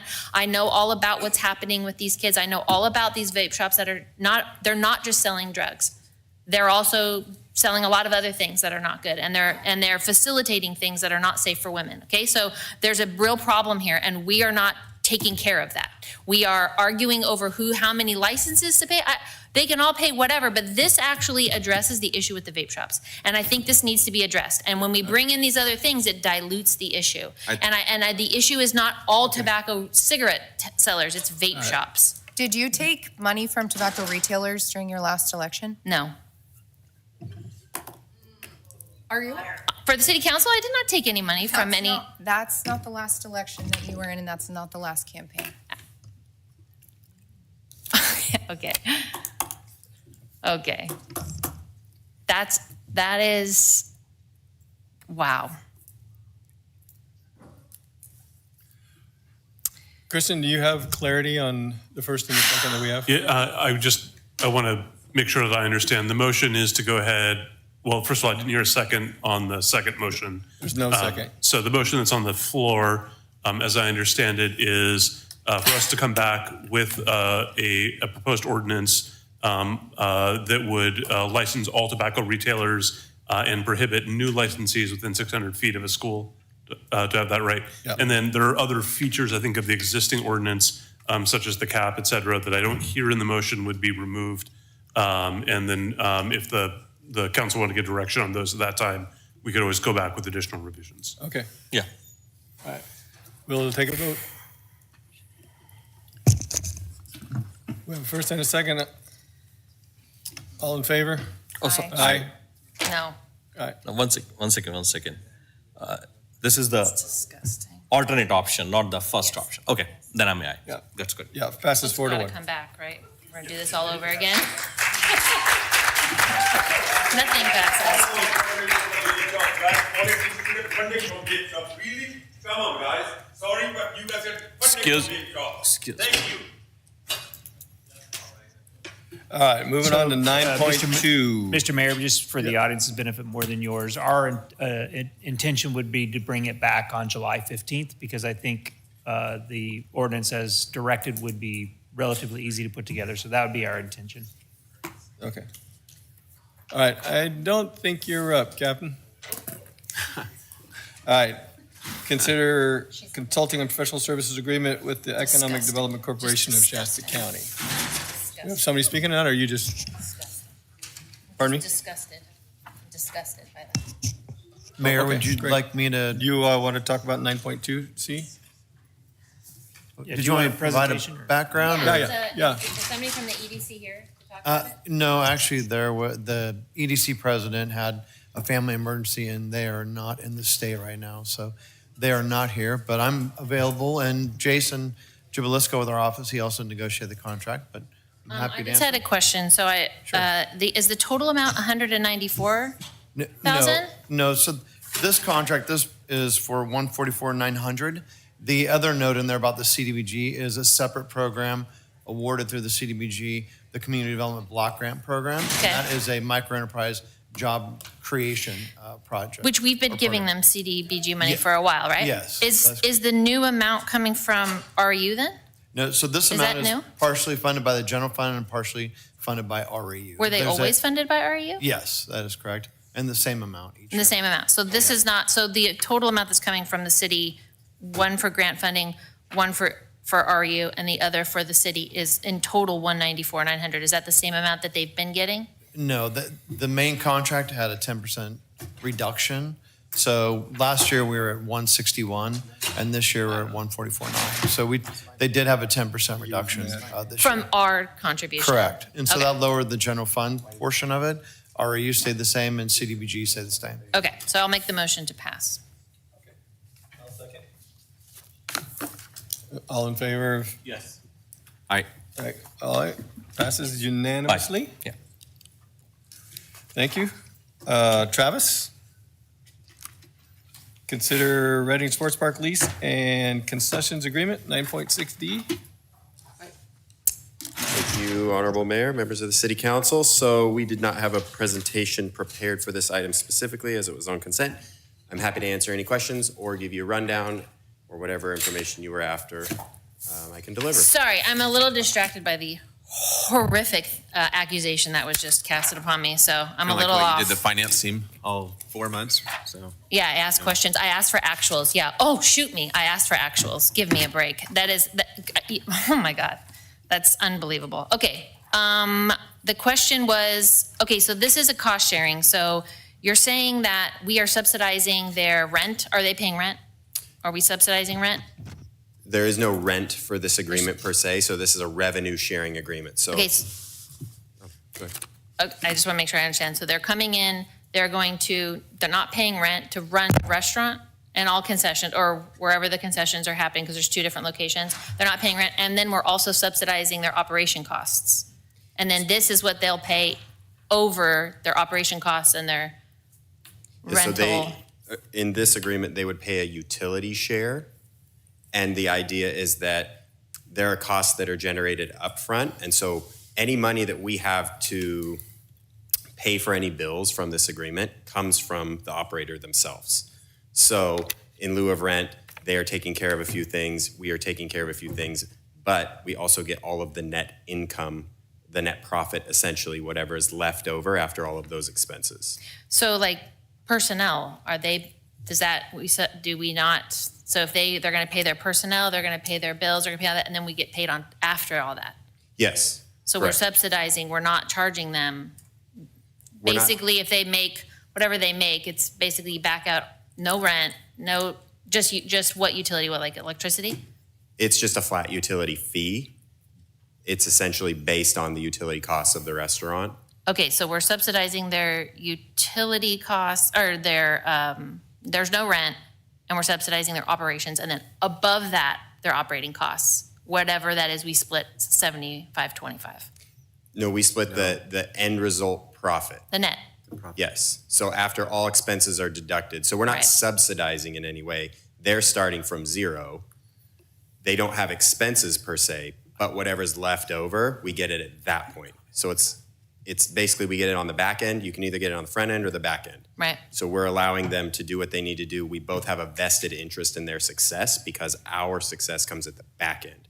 So this allows us to make sure we have proper programming, make sure that we are upholding our end of the bargain, and that anything that is left over at the end of the day is coming back into either the sports park, or because they are a nonprofit, it gets invested back into the soccer park. Is the soccer park also going to be using the liquor license at the soccer park? That would be up to them and between ABC. It's not part of this agreement or what we are discussing. So if they have the liquor license from the Big League Dreams and they sell liquor over at the soccer park, is there a share for that as well? That's not in this agreement. We would have to negotiate that further. So has the liquor license not been worked out at all yet? No, the liquor license is, I fully understand the mechanics of the liquor license and how that's going to work. Essentially, at this point, they need to apply for it. So we would allow them to apply for our liquor license. So it's the city's liquor license. It's not transferable. They would operate under that liquor license that's tied to the facility.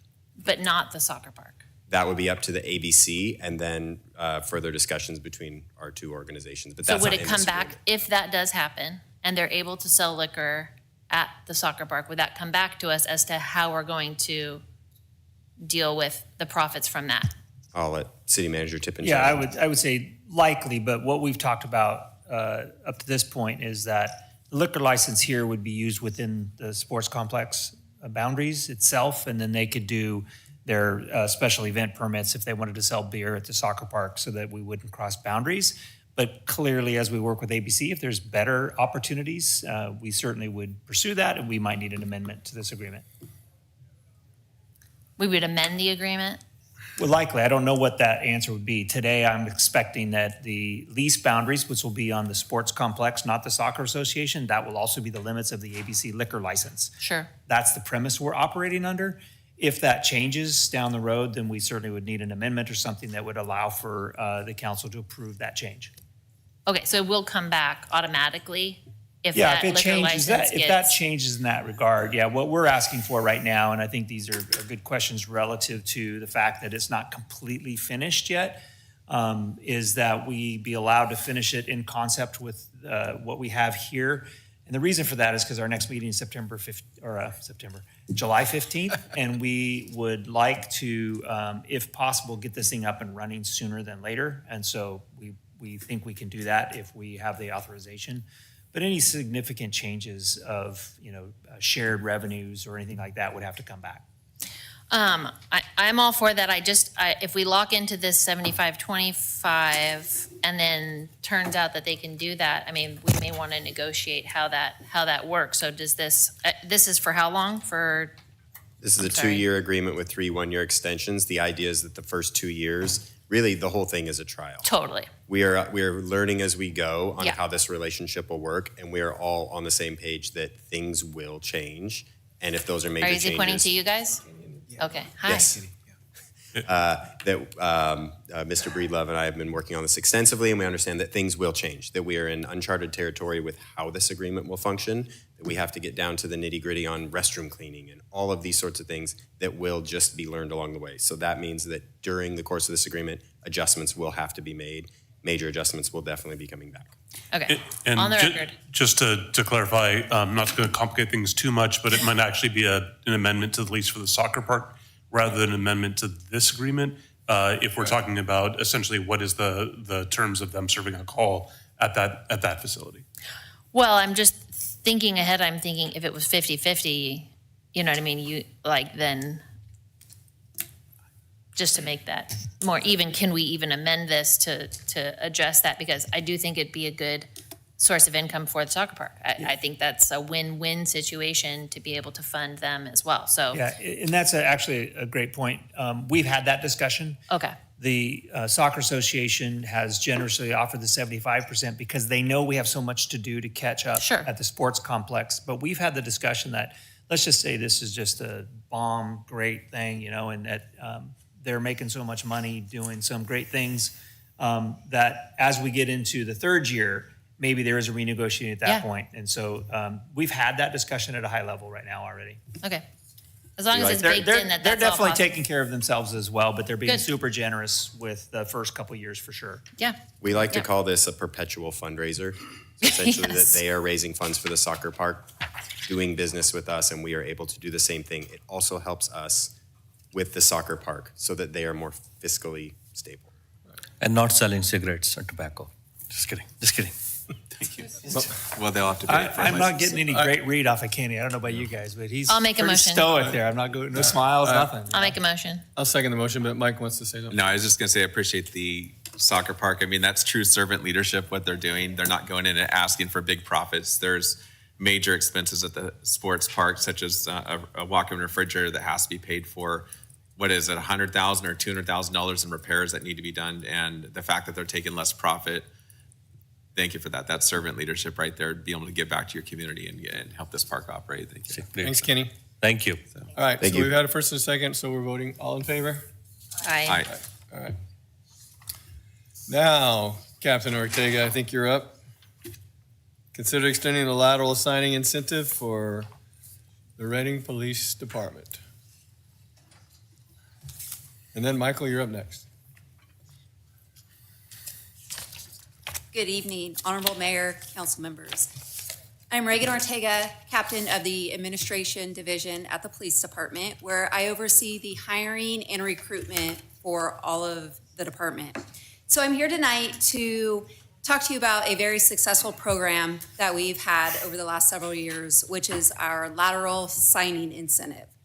And the incentive has, in 2022, council approved to increase that incentive and it had an 18-month sunset clause, which we came back in September of 2023, and council again approved an 18-month extension. That incentive, the increase in the incentive, it expired. So I'm here today to request that we renew that incentive to the increased amount and also make a couple modifications to it. So the modifications that we are requesting are restructuring of the program and making it a 3-tiered program. Initially, it was just a $40,000 signing bonus for any lateral hire, and to be considered a lateral hire, you had to have 1 year of experience and be post-certified. So the tiered program would break up the incentive by years of service. So if you had 1 to 2 years of service, you would be eligible for a $20,000 hiring incentive. If you had 2 to 5 years of service, then you would be eligible for $40,000. And if you had 5+ years of service, you would be eligible for $60,000. And we are also proposing to change the disbursement amount of the incentive. Previously, we did a disbursement amount of $50% upon hire, 25% upon completion of the training program, and then the final 25% upon completion of probation. And we're requesting that we change that to 25% upon hire, 50% upon completion of training, because that way we now know that they at least made the training program, and then the final 25% passing probation. So, like I mentioned, just a little overview. It was a $10,000 signing incentive. It increased to $40,000 in March of 2022. It helped address severe staffing issues at that time. It was a very successful program. And we came back September of 2023. Council again graciously approved another extension.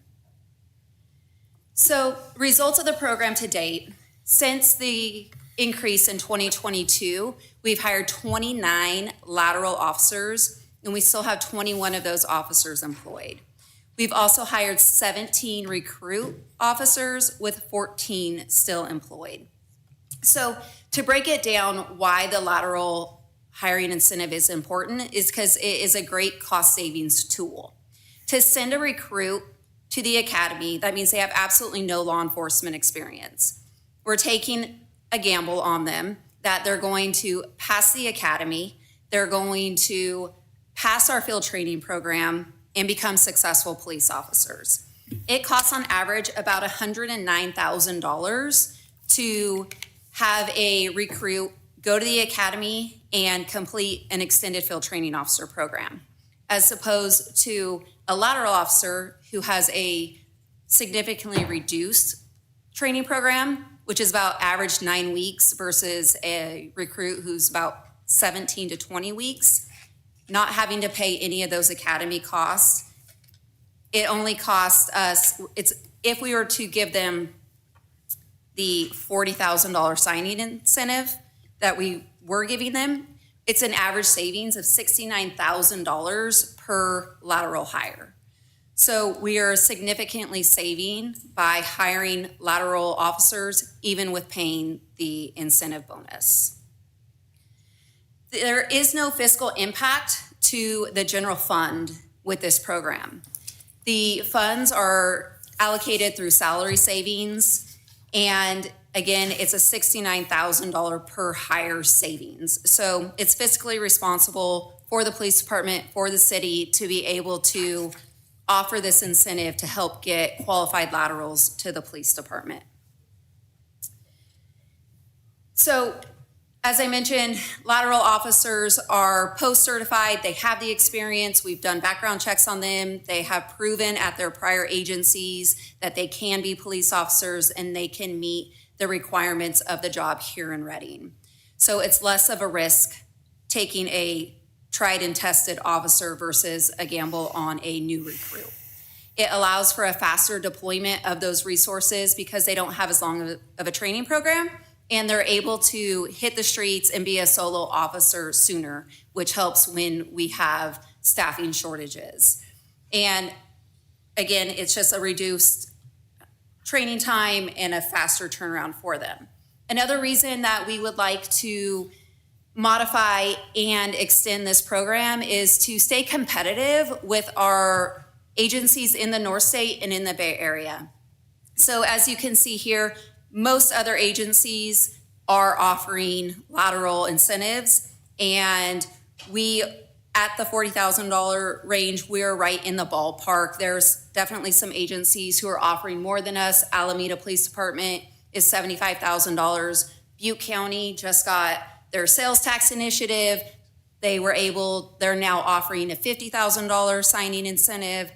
And some of these agencies are actively recruiting around at our agency and other agencies, and an incentive is these hiring incentives for laterals to go to other agencies. So I think it definitely helps us stay competitive in that realm. What we're able to offer as a safeguard with this program that we've done since its inception is a 3-year service contract. So when a lateral receives or signs up to receive this incentive, they're signing a contract that they have to stay at the Reading Police Department for a minimum of 3 years. If they sever employment prior to that, then they're required to pay back what they were given at a prorated basis. So it helps the city reduce that liability, and it also helps encourage a long-term commitment from these officers who are coming to the Reading Police Department as laterals. We would still like to maintain the oversight and flexibility of the city manager to be able to authorize the cancellation of this program if needed for any unforeseen budgeting purposes, and to remain fiscally responsible here at the city. So, like I mentioned, it's been proven a very cost-effective way to get laterals to our agency, and not just laterals, but qualified laterals. And that's why we think that offering the increased $60,000 amount for a lateral of 5 or more years is going to allow us to attract very well-qualified officers with a lot of training and experience. And while it's a little bit more expensive, it's going to help reduce costs of trainings because they've already been to a lot of trainings. It's going to help reduce liability to the city because they're not going to be making mistakes that a younger officer may be making. And so overall, there is significant benefits to hiring laterals with significant experience. And just when you look at the breakdown of the 21 lateral hires we still have here today that received this incentive, and the 17 recruits that we sent to the academy during that same time period, we saved over $500,000 in training alone for not having to send those lateral officers to the academy. So our recommendation tonight is for approval to extend the lateral hiring incentive and modify it under its recommended changes. And with that, if you have any questions. I have a couple. Yes, sir. Do we have any laterals in FTO right now? We do not have laterals in FTO right now. We have 2 recruits who started FTO this week. We have 1 lateral in the hiring process that we hope to have in the field training program in the next week or 2. Will he qualify for this? If it is proved, yes, he will qualify. Okay. But the other recruit, they're from the academy, right? Yes, we have 2 that started last week, and they were recruits, and we have 3 additional recruits who start the academy in the coming weeks. And then we have 2 out-of-state laterals who are in the hiring process that would qualify as well. I know I've been retired a long time, but back then there were new probation was a year and a half. So when the first, and the 1 to 20,000 for the 1 and 2 years, we're required or making sure that they've passed probation. We don't want to bring them over before they've, we don't want malcontents. Are we making sure they've passed probation before we would accept them? It depends on the length of the probation. So here at the City of Reading, probation for an entry level is 18 months. Probation at other agencies for an entry level can be 12 months. When does that 18 months start? When they become a sworn officer. So, well, I became a sworn officer on day one in the academy, but that's changed now, right? That's changed, correct. They're considered a recruit until they graduate the academy, and then they become sworn when they Okay, I got become it. when they graduate the academy, and that's when their 18-month probation So I would starts. just like to make sure that we're getting people who have passed probation in that 1 to 2 years. And that would be dependent upon the agency that they're currently working for. I mean, but we're the ones that be hiring them, so we'd have to know whether they Right. passed probation or not. So that is That'd be my not only something stipulation. I can look to the chief. That's not something that we have discussed or that I'm aware of, that we check to make sure that they pass probation. However, we do extensive background checks. We do review their performance evaluations, their training records, their records from when they were on field training. And we go into the agencies, we do file reviews, we talk to their supervisors, and we are able to get a sense if other they're a agencies- malcontent or if they're not doing well. Are they allowed to talk about their history? Yes, because they sign a waiver. Okay. All right, that's good. Thank you. Mhm. Okay, yeah. I think we should send you to the academy. I mean, why not? You got previous experience, so. I do, but Yeah. I'm a dinosaur. It's changed a lot Yeah. since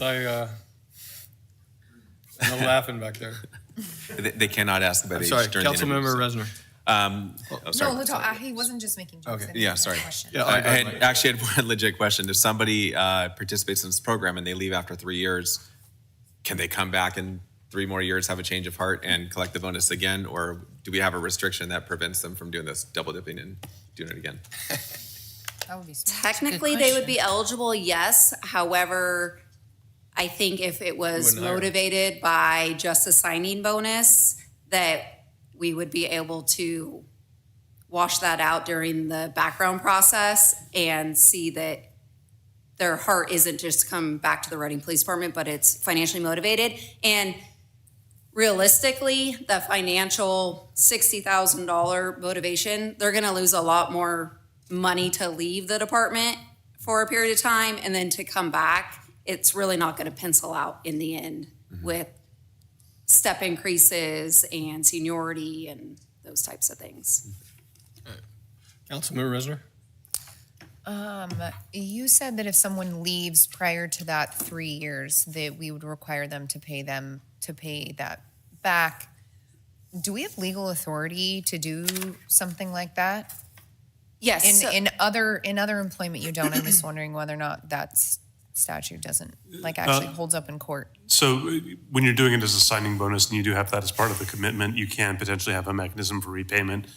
I will say there are practical obstacles beyond the legal obstacles to actual recovery. Councilmember Danuka?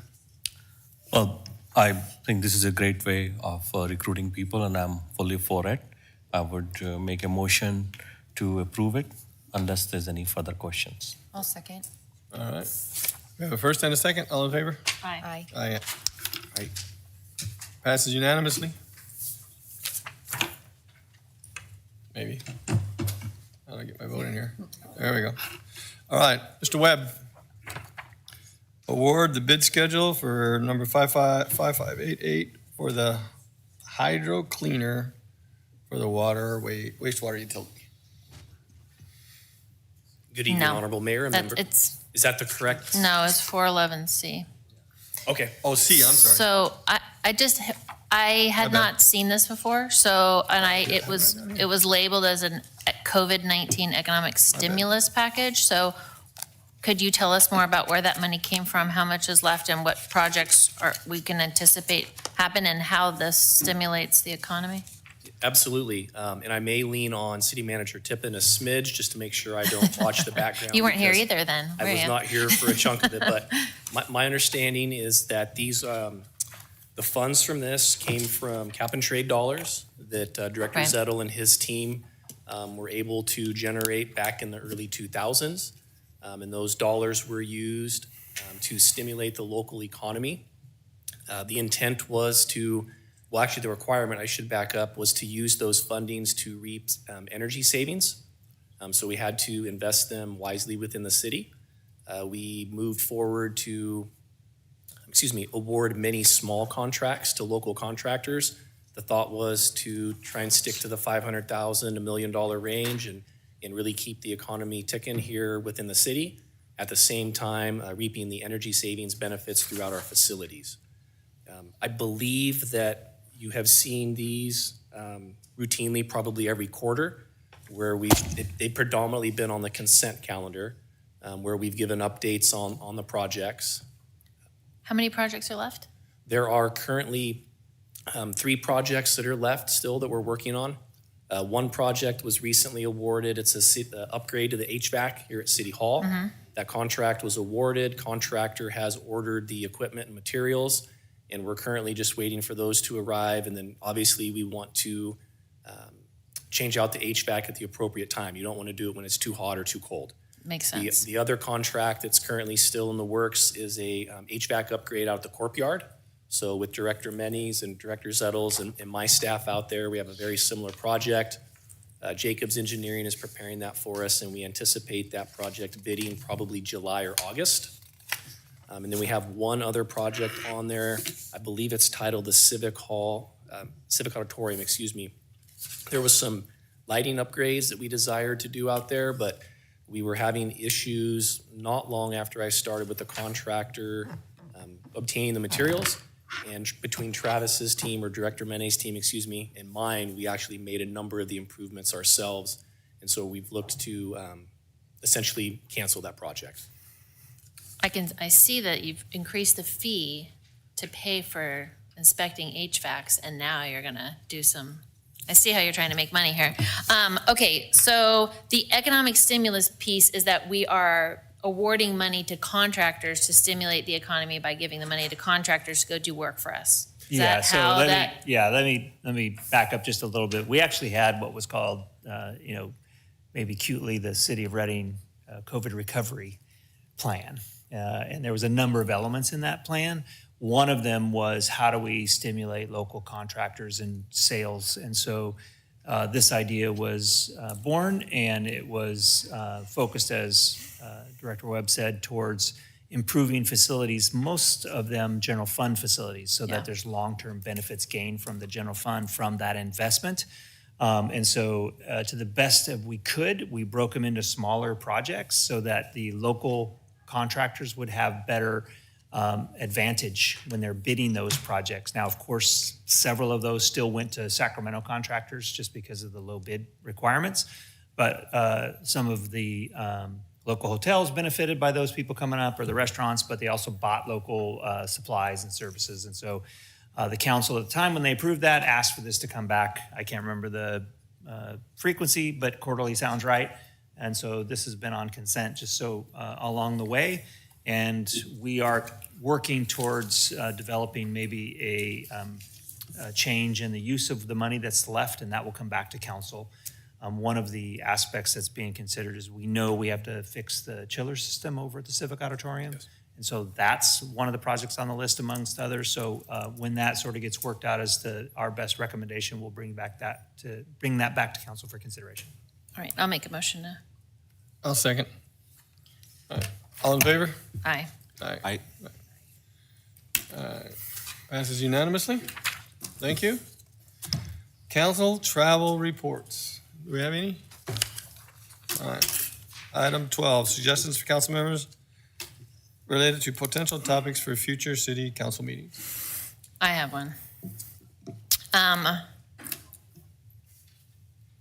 Our Q3 we haven't received. We didn't get a May report for our financials. So when I spoke to our city manager on Friday, he had said that our council had not asked for them. And so I want to formally see if you're interested in actually receiving cash report, the revenues, the expenses, as part of the budget package summary, which we would normally get. We haven't been getting them. Are you okay with getting your actual financial reports when you get your quarterly reports? Yes. Would the city manager be able to clarify on that? Is that accurate, or what is that normal protocol? Or? Well, so every quarter, we bring a financial report. We did not bring it for May, given the work that we were doing. We did provide a report, but so September would be the first quarterly report. That would close out this year, so it would go up until June 30th. And so that would be reported in September, and then every quarter thereafter. That would be our normal process, and so if that's what's being suggested, absolutely, that's what we normally do. So we normally always do that, what she's asking? Is that? We have not had those Oh, reports I'm since sorry. September of 2023, and I'm asking, when I spoke to you, you Actually, said, exactly. So we got two different things. So there's a quarterly report. If we're referring to the details that we used to provide from the old system, AS400, we are clearly working on that. We hope to have that delivered by September in the form and function as best we can match what was given before. You're saying we didn't receive Q2 during Q3? Is that what you're saying? no, we didn't receive Q3 report, which normally comes in May. We didn't get that, so I thought we would just get it late, but if we're not going to get it at all, it means the next quarterly report will come in September, which is, that happens. Sometimes you skip quarterlies. So if September is the next quarterly report, that's the year-end report. That is going to wrap up the year. Typically, you would definitely want to see all of those actuals reports given. That has been previous to September of 2023 was the last time you got the itemized reports that showed your actual to budget. So you know, if you get those at quarterly and you can see, well, you're 50%, to budget on this, why are we overspending? Where are we at? You can ask good questions. We have not received that in a very long time. So I'm just asking, when I spoke to Barry about it, he said, the council has not asked for those I think things. it's a yes. This is like. We are totally endeavoring to deliver that in September. And the last one was September 23 because again, that's the closeout year. And so that was built out of the old system. So now we're in the new system. And so we are definitely, and what I had mentioned to Councilmember Audette was that we were providing the actuals in the staff report body since that point in time, and that the council hadn't indicated until the last few months of being desirous of the more detailed account, and so it wasn't on our high list of priorities. But we, now that the budget's done, we will endeavor to have that as best as we can, matching the old report, delivered by September for that first quarter. Should we not expect to get a Q3 though? We'll just. If the council would like us to back up and do a Q3, we can. We would do that on July 17th. Yeah. If that's what you would like. it would just, definitely. We want to see the quarterly reports, the actuals, the formatting, and something I don't care much about exactly what the form is, but we do want to see the reports. Yeah, so just to make sure I'm understanding, you want 2 financial reports delivered, one in July, which will be, probably similar to what we've been giving. We may get further along in the detailed actual report, and then the one in September, which would be our normally planned one. So you'd have both of those. That's what the council is in agreement that's what. Yes. Does that have to come back to meeting, or can that just be emailed to us? Yeah, just email it to us. It comes to the meeting. It happens. Well, generally it would come to the meeting your because agenda then the for finance report. director can explain That's what fine. he's presenting. And so it just would be backing up and providing that Q2, Q3 report. If we could, the summary is not a report. If we could actually have the summary again too, it is really helpful to see it in several different ways. And if we could please have the tenure printed always when in the quarterlies. In July, I will commit to providing what we've been providing over this last budget. In September, the more detailed report. That's what I can commit to. And that works. For the tenure report, can we agree that we want it printed every time we have a quarterly report? It's not always printed in our packet. Yeah. Can we agree that we get that? Yeah, so we certainly can print out the tenure plan. It's been attached electronically, but we certainly can print it. Yeah. A lot of times it doesn't change, but we certainly can print it and provide it in your package, no problem. Yeah, for some of those documents, it's easier to flip through in a printed form. Yeah, no problem. Sure. Okay. Great, thank you. We are adjourned.